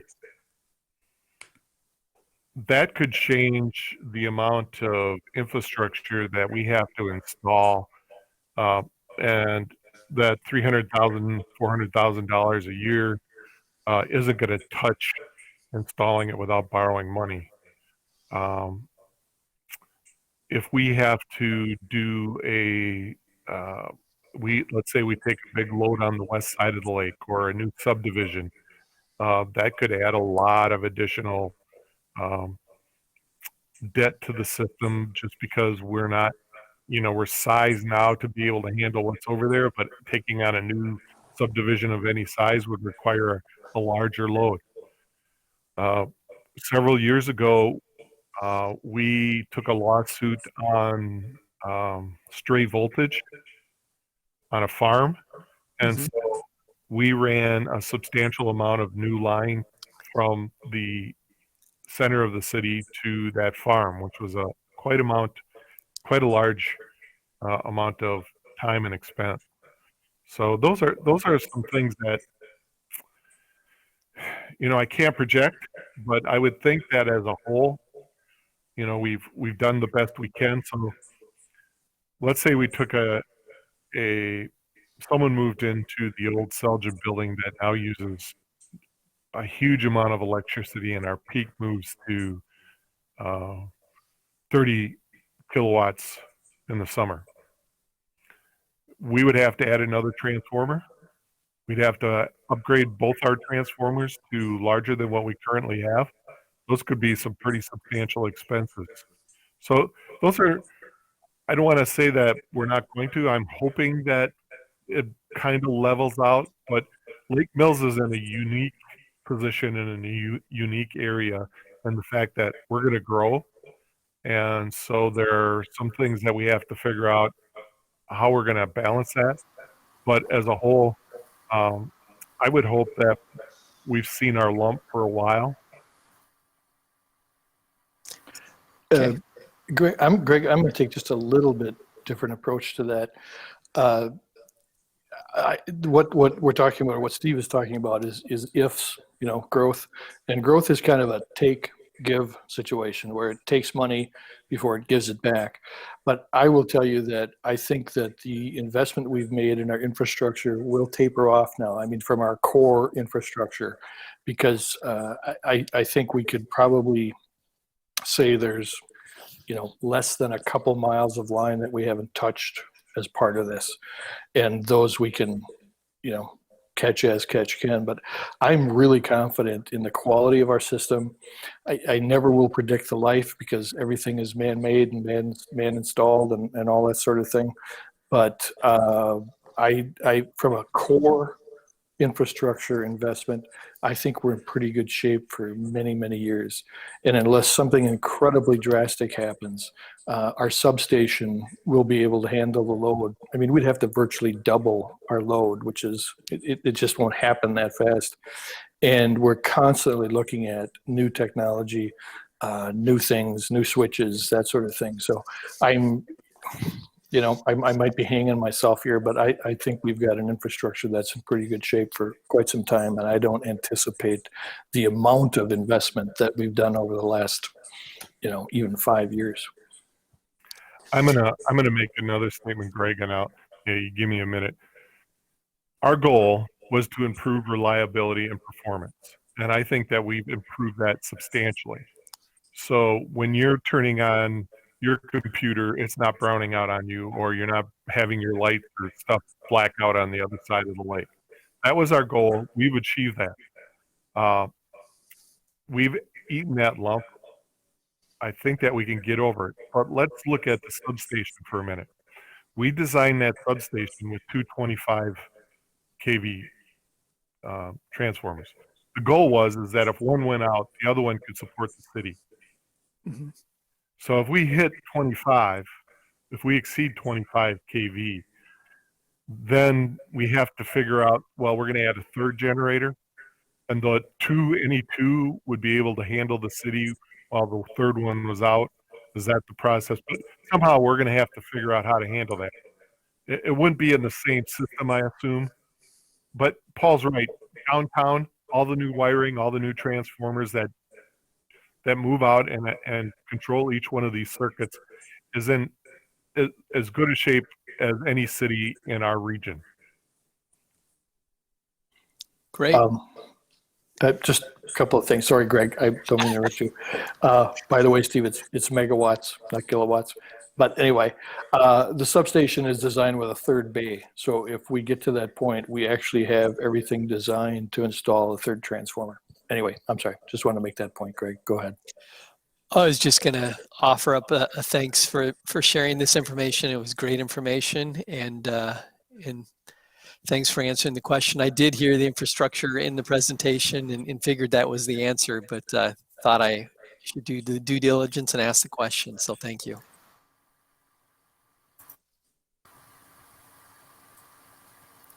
So something that I've learned over the years, and this came a little saying that it's almost never as simple as it seems. One of the techniques of finding the root cause in a complicated situation is to ask why 5 times. Because, you know, it's not, if you only ask why once, you're probably not going to get to the root cause. The devil is in the details. And I heard a lot of anecdotal reasons for why the rates are the rates. And the purpose of the utilities is to provide a good service at a good price. Good service, no question.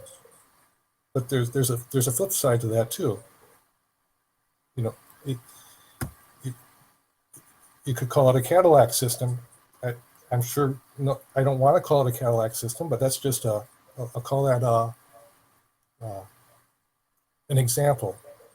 If somebody has a really good system, but it's more than most people would want to buy, then it's not right for the customer. Not everybody can afford a Cadillac. So I'd like to still see the see us work harder at understanding costs, whether it's compared to our peers or whatever other type of review, and try to understand our costs more. Because right now, we are higher than everybody else in our peer group. That's not a good place to be. And if we do the detailed analysis and it comes out to be debt due to infrastructure, great. But I'm a numbers guy.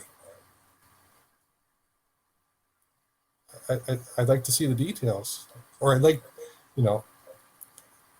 to at least have somebody else have that level of detailed understanding if it's not myself. So that's the Toyota process, the 5 whys. It's one of, I mean, the Toyota process is from the 40s, and obviously things have progressed since then. It's expanded on. I don't get into the names of these things. It's just, to me, it's another tool. It's a matter of what works and what doesn't. I don't really care who calls what it's called.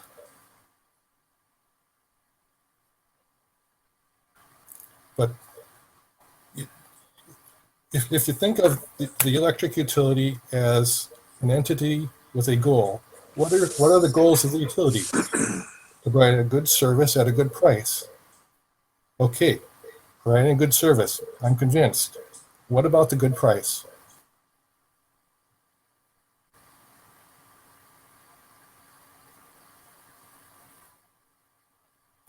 You know, things like why did our load factor go up to 1% in the last year? Can we find that out? Yeah, that's just one example. Because what happens if you don't watch costs is things creep in.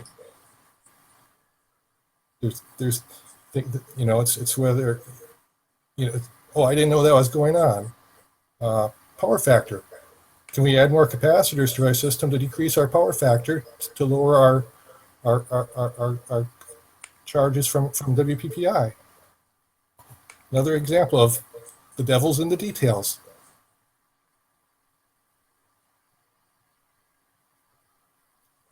We hire an electrical engineer to advise us on Paul. Would they be able to look at that and make a comment on power factor stuff? I don't know about the load stuff and the power factor stuff. I know what the income and the output are. You know, is our power factor, are our costs for power factor related charges higher than our peer group? I don't think you know the answer to that question right now, do you? And if you got that data and it was higher, then it's like, oh, gee, it's higher. It's costing us money because of that. What can we do to do that? Oh, we can add capacitors to our system. Okay, let's do that. That might be a way to control our costs. With it's some work, but it's a benefit. We could have Forster engineer at that first call. Yeah, absolutely. And certainly I think we can get them in and talk about a number of the things, Mark, if I'm understanding what you're saying, what's really driving our costs, to really get a handle on what our costs are.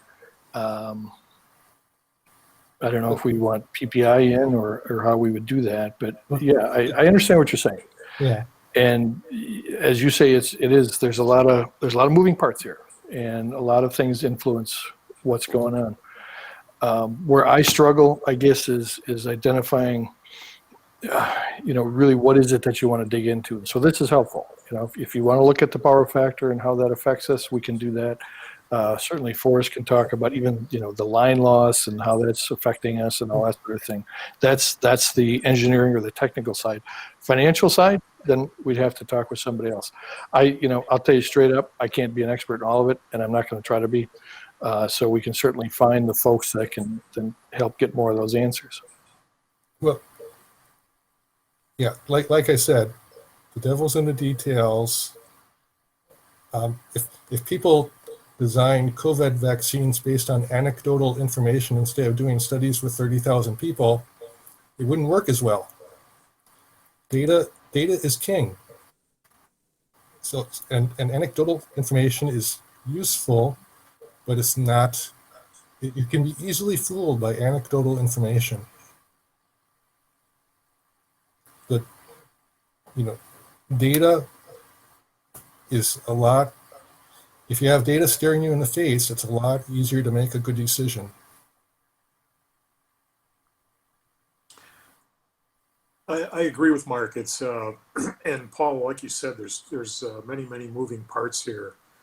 It might be a good thing for the consultant for what is it, Forrest, to do, I don't know, a sensitivity analysis or identify all the X's and they all add up.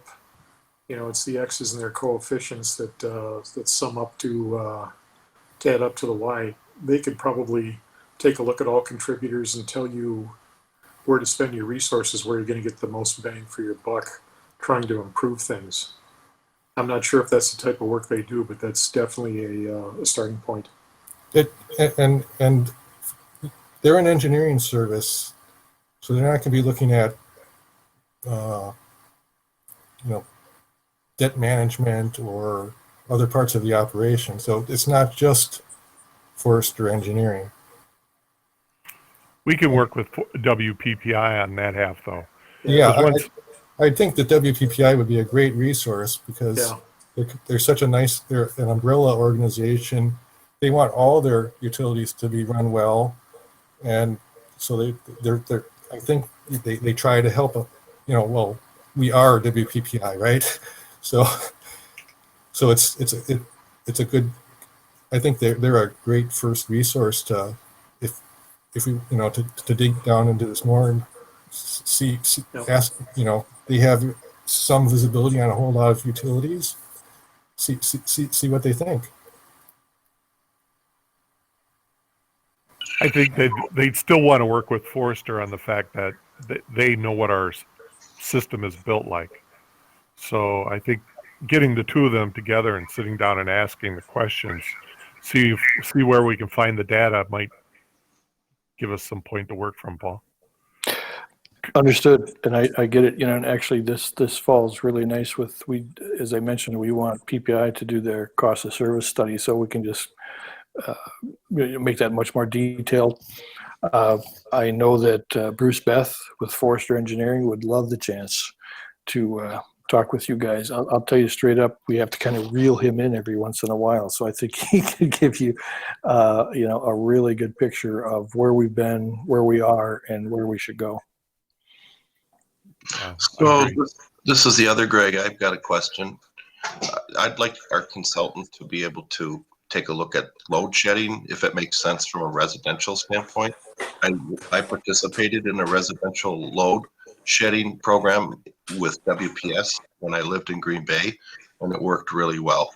And I don't know if our system if it makes sense for our utility here to do that, but as long as our consultant is looking at other factors and reducing our expense, maybe looking on the other side of that expense equation is looking at the demand. And especially if new subdivisions and new residential growth is planned for the area, maybe we'd have to look at the demand side of it as well.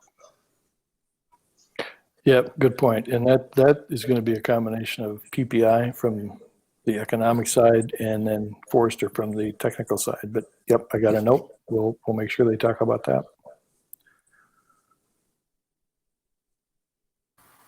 Yeah, the worst thing is all these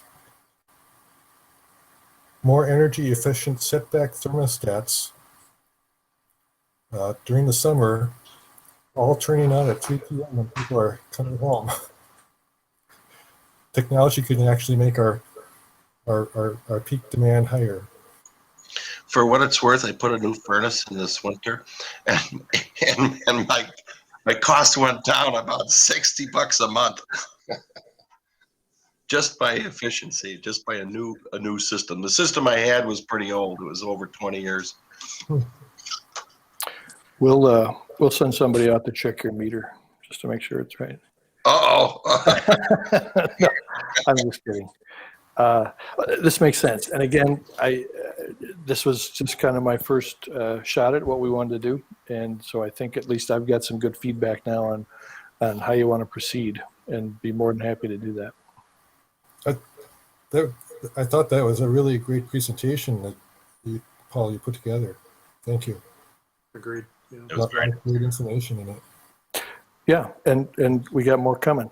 And so if I could, unless you want to talk a little bit more about this, I want to maybe talk about some subsequent presentations then. So now that I've got a better idea of how you want to go about this, now I'll tell you straight up, when we get into wastewater and to water, some of the data is not quite as readily available, but I think what we're going to do to make sure that we start to focus the way you're talking about, Mark, and I mentioned this to you on the phone, I think, is that when we do the wastewater, we're going to have our reps from Strand come in and talk. And I think what I'd like to do, and Steve and I talked about this, is we have mentioned to you several times that we got some big issues coming at us in regard to wastewater.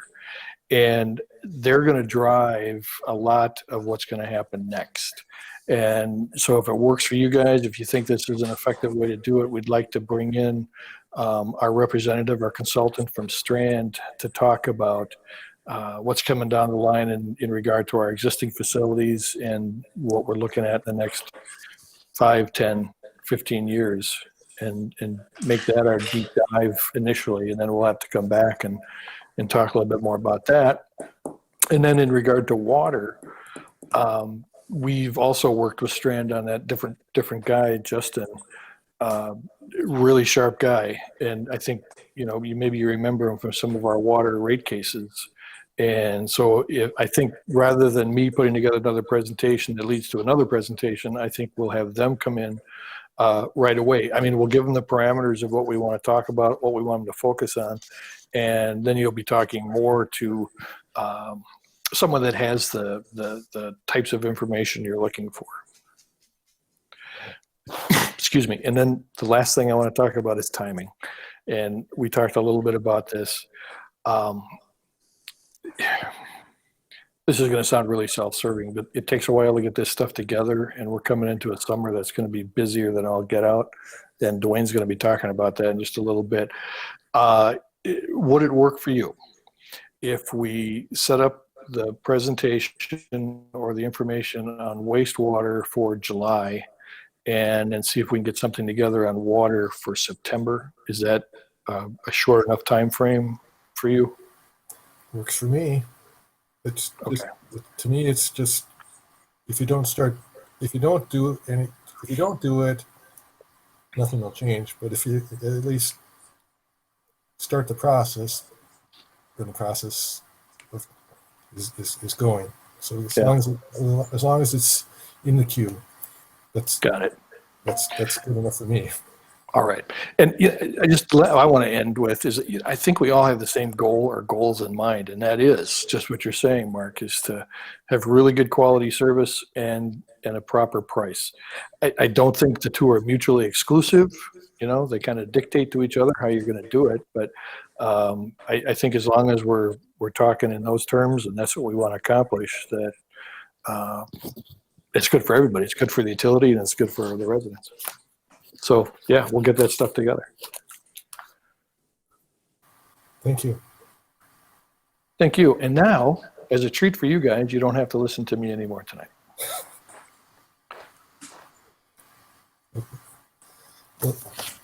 We'll have to see if it's a treat or not in a little bit. Thank you, Paul. Thanks. Thank you, guys. Okay.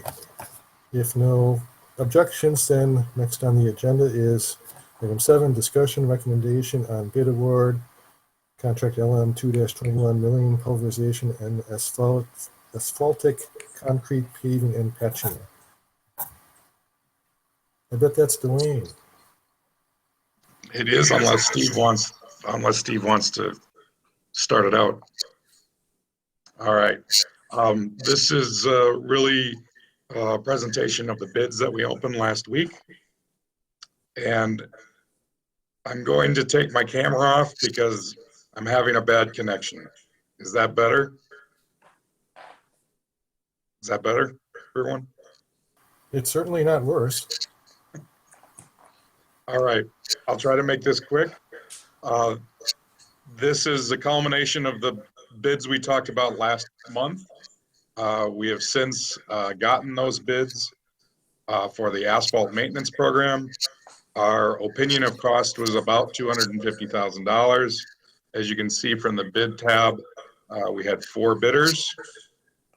The apparent low bidder is Payne and Dolan. Payne and Dolan has done work in the city before, of course, as subcontractors to some of the work that's going on every year in the city, Mulberry Street. They also are sub to some of the Lake Street, Jefferson, and Reed Street project this year. They have had this contract in 2017, 2018, 2020, and now proposed for your decision to award tonight for 2021's projects. Again, this is our mill and overlay projects as well as our patching for 2021. I'm going to just open it back up to questions. I think the bid tab is pretty self-explanatory.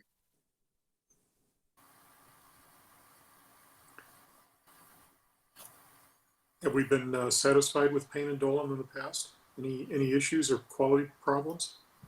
No, actually,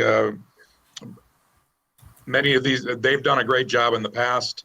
They've been good to work with. We have a new project manager this year, but already in the communication that I've had over the last 6 months with this gentleman, I think it's going to be a smooth transition. He still has access to communication with last year's superintendent. So I don't see a major disruption in that transition. So I would say that we would continue to see the good work that we've gotten from them in the past.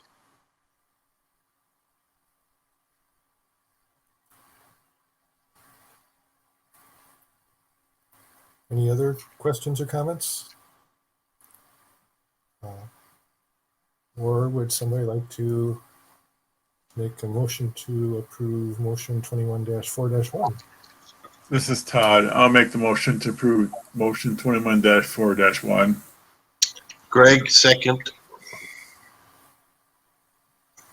Motion and second to approve motion -21-4-1, which was in our packet. Any further discussion? If not, Roll call, please.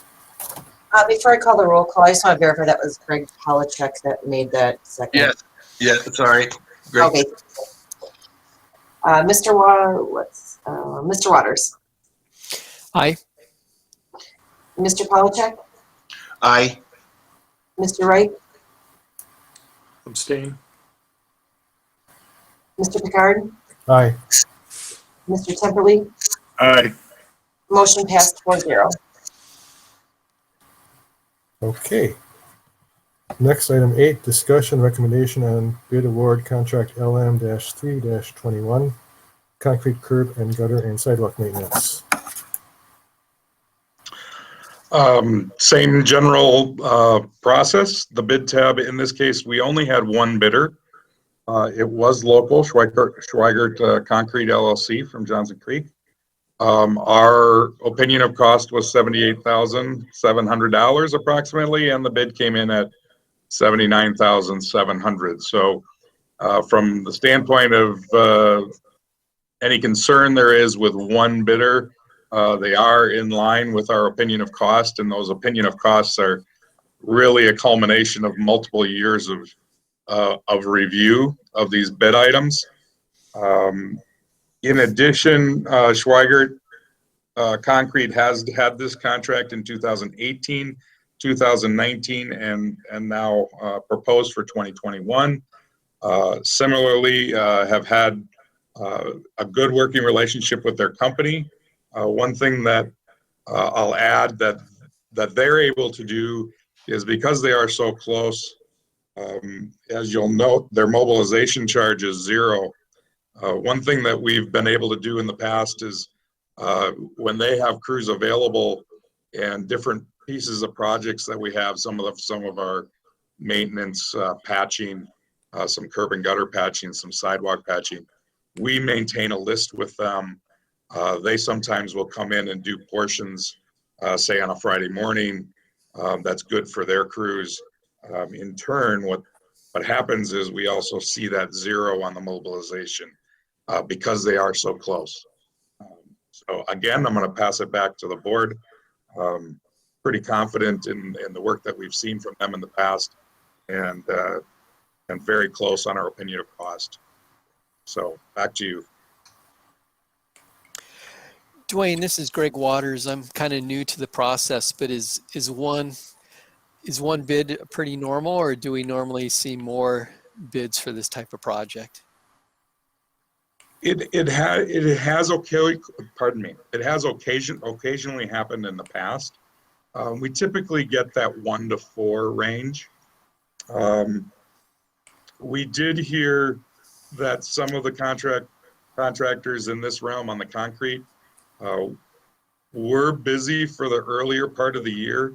In fact, I had one contractor call me and ask if we could move all our work to September and later, and he would be more than willing to bid.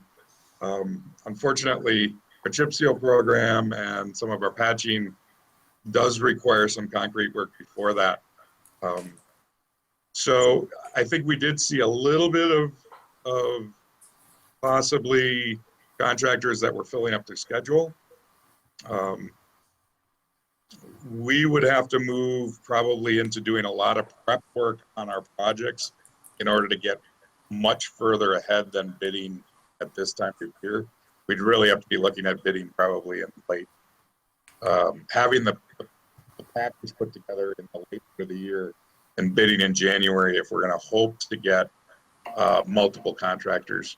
And even at that point, no guarantee that would happen. Okay, thank you. You're welcome. And Dwayne, did I understand that we had a different contractor last year? We did. We had a JB Johnson out of, I believe it was Edgerton. Did a great job for us last year as well. And they did come in and bid and outbid Schweigert last year. Mm-hmm. So we do have other contractors that do bid on our work. In fact, in 2017, Renhock Construction had this same bid back in 2017. So we've actually had 3 different contractors in the last 5 years. It's just that Schweigert being local is winning it more often than not. Yeah.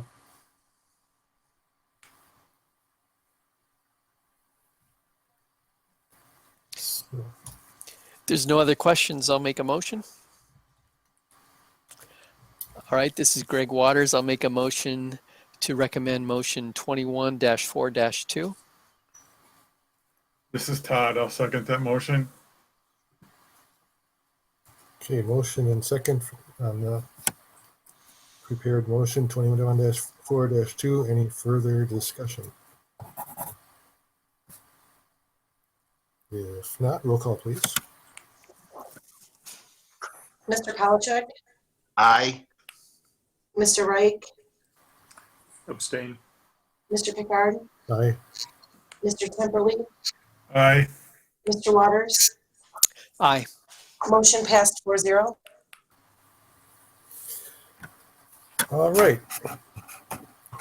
Second to last, item 10, recommendations for future agendas.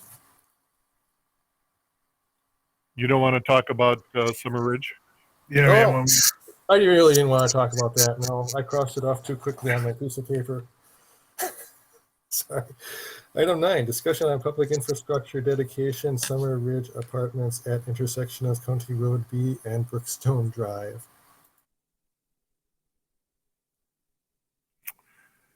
You want me to start, Mark? Sure. Okay. This site is about almost 5 acres. It's zoned R312. It's been in the Brookstone plan since 1994, I think. Definitely discussed in 1996, approved. Zoning was finalized in 2014. We did a BSO, a building site operations review. We worked with their engineer Weiser and their planners, who were a high quality group out of Madison. They proposed this. It met all the requirements of the zoning code. So there were no special public hearings or rezoning requirements, no variances or anything of that sort. So the main item came up that our BSO allows them to have private infrastructure. And as you guys know, based on most of the projects we've done, I don't like private infrastructure. So generally what I ask them to do is build it to the city standard and dedicate it to the city. Dwayne can speak to it as well as Dan. We had 5 meetings with them. We went over the layout and the design and the construction of the materials. They meet all the city standards for water and sewer and storm sewer. So I've asked them to dedicate it to the city. The council has agreed to accept it. What we want you guys to do is say, hey, we find that there's some problem here with the dedication. We don't want you to accept it as a dedicated public infrastructure. Then we would tell the developer that he can just build it with his own private infrastructure. But I highly recommend that we accept this public infrastructure as designed. They have signed a developer's agreement, which they agree to all the conditions, and we will have an engineer on site that they pay for to make sure that it's built to our standards.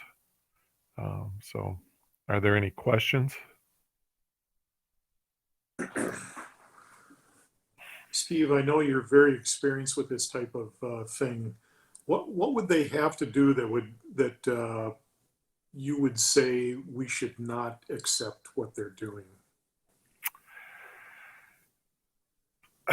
Normally, if they had some type of material that I did not like, so you could use plastic water main. You could probably design the internal sanitary sewer system without the correct number of manholes, or the design of the manholes, or the sewer. We like a chimney seal. We have a very specific chimney seal that we like. We have very specific types of castings that we require. Like on the water main, we require a class 53 because what we want to see is the class 53 ductile iron cement line. What we want to see is a certain, when they screw that corporation in, we want to see at least 3 threads. Because that means that corporation is much more solid.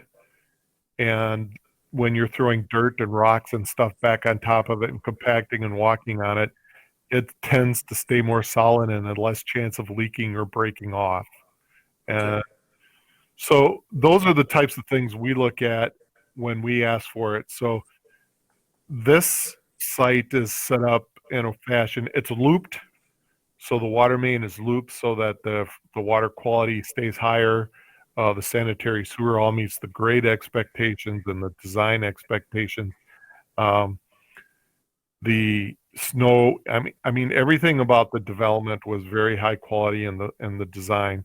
So there's nothing here. We sat down with them 5 times and went over it to make sure that they hit every detail that we expected to see in this dedication. Okay. So there's nothing here we would recommend to change. They've hit the stormwater requirements, all the water, all the sewer. It's a very high quality design. All right. Thank you. So the street maintenance, the streets themselves are private, correct? The streets are all private. All the infrastructure is put into easements, which is probably visible there. The reason we do this, Mark, and you probably remember best of everybody in here, is that we end up with private contract or these private developments with their own water and sewer, and they don't maintain them. And then we end up with water loss and inflow and infiltration problems, and we can't get them to fix it. And so it's just easier for us to take it. There's probably about $2 million worth of assessed value here.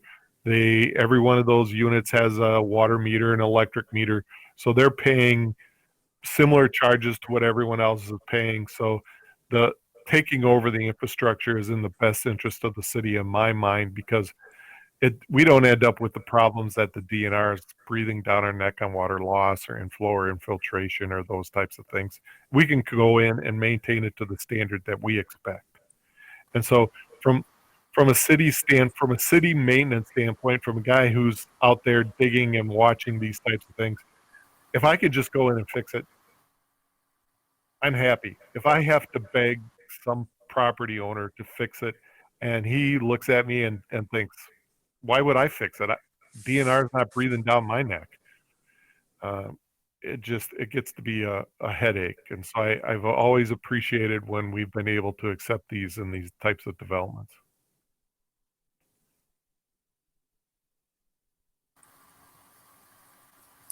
Where on the stormwater, where does the responsibility go in terms of the street being private and the stormwater being public, dedicated?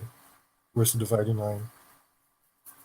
We maintain all the infrastructure. So we don't maintain the stormwater detention basin. That's their responsibility. What we maintain is any concrete or cast. So, like the inlets, the castings on them, the pipes that drain to the stormwater system, the gate at the end of it.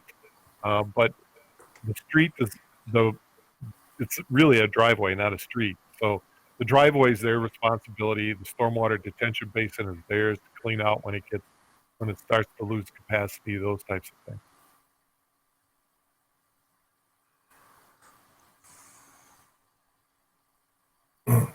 But if we have to go in and fix a piece of that, we have to replace the asphalt, if that's what you're asking, Mark, or the curb line. So yeah, but it's part of the overall cost that we would look at on any project. In fact, it's a little bit cheaper here because it's not built to the standard of a city street. Yeah. Of course, the disadvantages to these types of dedications is that it's the city's responsibility to pay for any maintenance or upkeep or fix any problems, correct? That's correct. But like I said, you've got more payees here per lineal foot than in almost any other development in the area. So really, from a revenue generation standpoint, each one of those units has a meter. So they're paying water and sewer rates. They're paying electric rates. They're paying a substantial amount of property taxes for street, for general fund. So from the standpoint of, do we lose any money on this compared to another development? No, we just don't gain as much as we might have. But in the long run, the ability to maintain the infrastructure becomes so much easier. You know, Oh, go ahead. not gaining as much or not gaining as much versus losing is just a matter of perspective. It's money either way, but I'm not dwelling on that. Greg, if you want to go ahead, I have a not unrelated follow-up question. This might be a little bit more for Dan. I wanted to get him involved in the meeting somehow. So I am here. Thanks. fantastic. So do we have any recourse in the short term if we take over possession of this and say a year or two down the road that there's some type of problem that was due to the way they constructed it or something? Do we have any recourse to that? Typically, we have a year warranty after completion of installation. We have not, to my knowledge, extended warranties on such infrastructure. Not that I'm aware of, anyway. We Okay. So, I mean, there's also, I mean, if there's like design defect or something like that, there could be, you know, different avenues with regard to litigation or claims that we may have. But if you're just focusing on a warranty, that's what we do typically. Okay, thank you. Yes, sir. We have an engineer on site. He certifies, he signs off on it at the end of the project saying that, yes, they've constructed it to standards. That we then take a 1-year warranty. It's very rare that we've hit the 1 year where we've had to tap the 1-year warranty. Very rare. And usually if we do, it's more likely because there's something that hasn't been completed and that it's deemed that it's covered by the warranty or something like that, rather than you know, something buried that ends up breaking through their fault or something like that. I've seen some pretty shaky work in the Brookstone subdivision that I was shocked at how many years we got out of it. Dwayne can probably comment, but I think the one street there they laid when it was snowing, and they had to have a wheel loader pull the asphalt paver because the street was so slick the paver couldn't propel itself. And I don't know if you know about asphalt, but that's a pretty bad time to be laying asphalt. And that street's still in place and still in good shape. So I'm always shocked. What time frame were we looking at for this infrastructure To be put in or to last? to be put in? This summer. Quick. Okay, thanks. Yeah, I think that they want to have this up and running by the end of the fall. I'm amazed at how many units can be constructed and filled in the city. I mean, every single one of those apartments in the Mangan development was filled the day they were done and got an occupancy permit. Every apartment unit was filled and moved into. They're selling those houses down there on Mid Lake Road as fast as they can go. They've got lots that haven't been built out yet that are sold. And the Brookstone subdivision sold out. It was done in 18 months later. They had 90% of the lots sold. It's just a seller's market. Is that green space in the island there in the middle of the loop? It is green space. It is. Okay. If I may go back to what Steve said about deficiencies that may have been seen either on any development. that then falls back to the development agreement and the bond. And any of those deficiencies can be noted as the facilities are accepted ultimately by the council at the council level, correct, Dan? Yes, you're correct, Dwayne.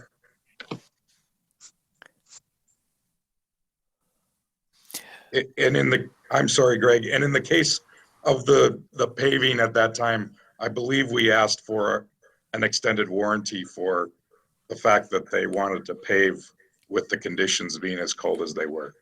Yeah, circumstances dictated, and they were agreeable in that circumstance. We had a little bit of an extension on that. We wanted to make sure that we got through a full freeze-thaw cycle on that.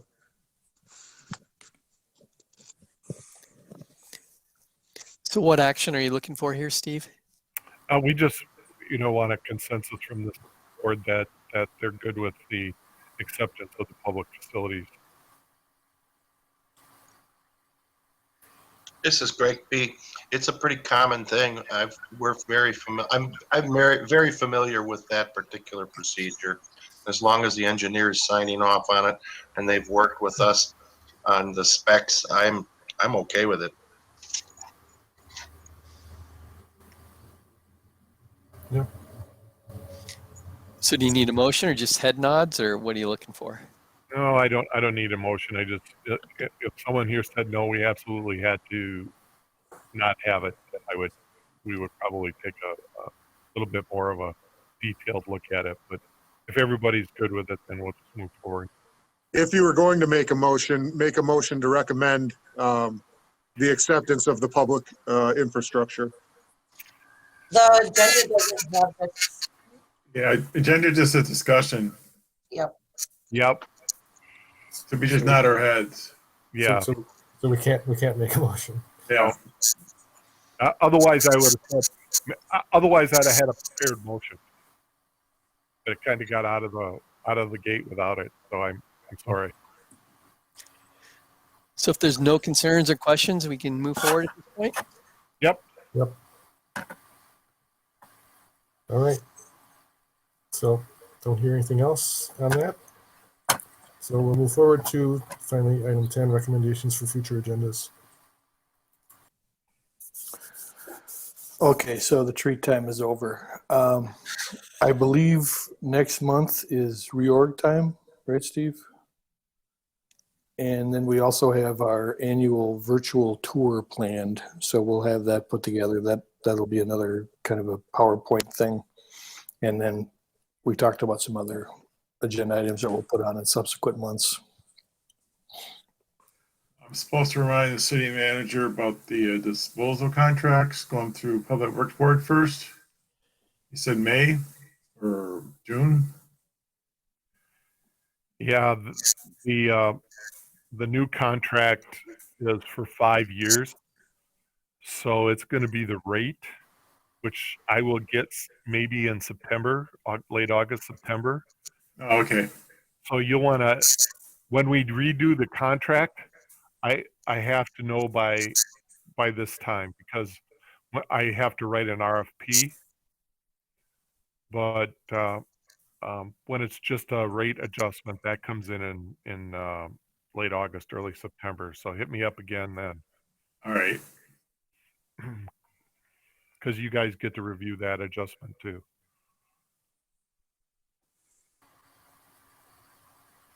Anything else? Anyone? No. All right. Then we'll go on to item 11, adjournment, and I shall declare the meeting adjourned. And thank you once again, everyone. Thank you. Yes. Thank you.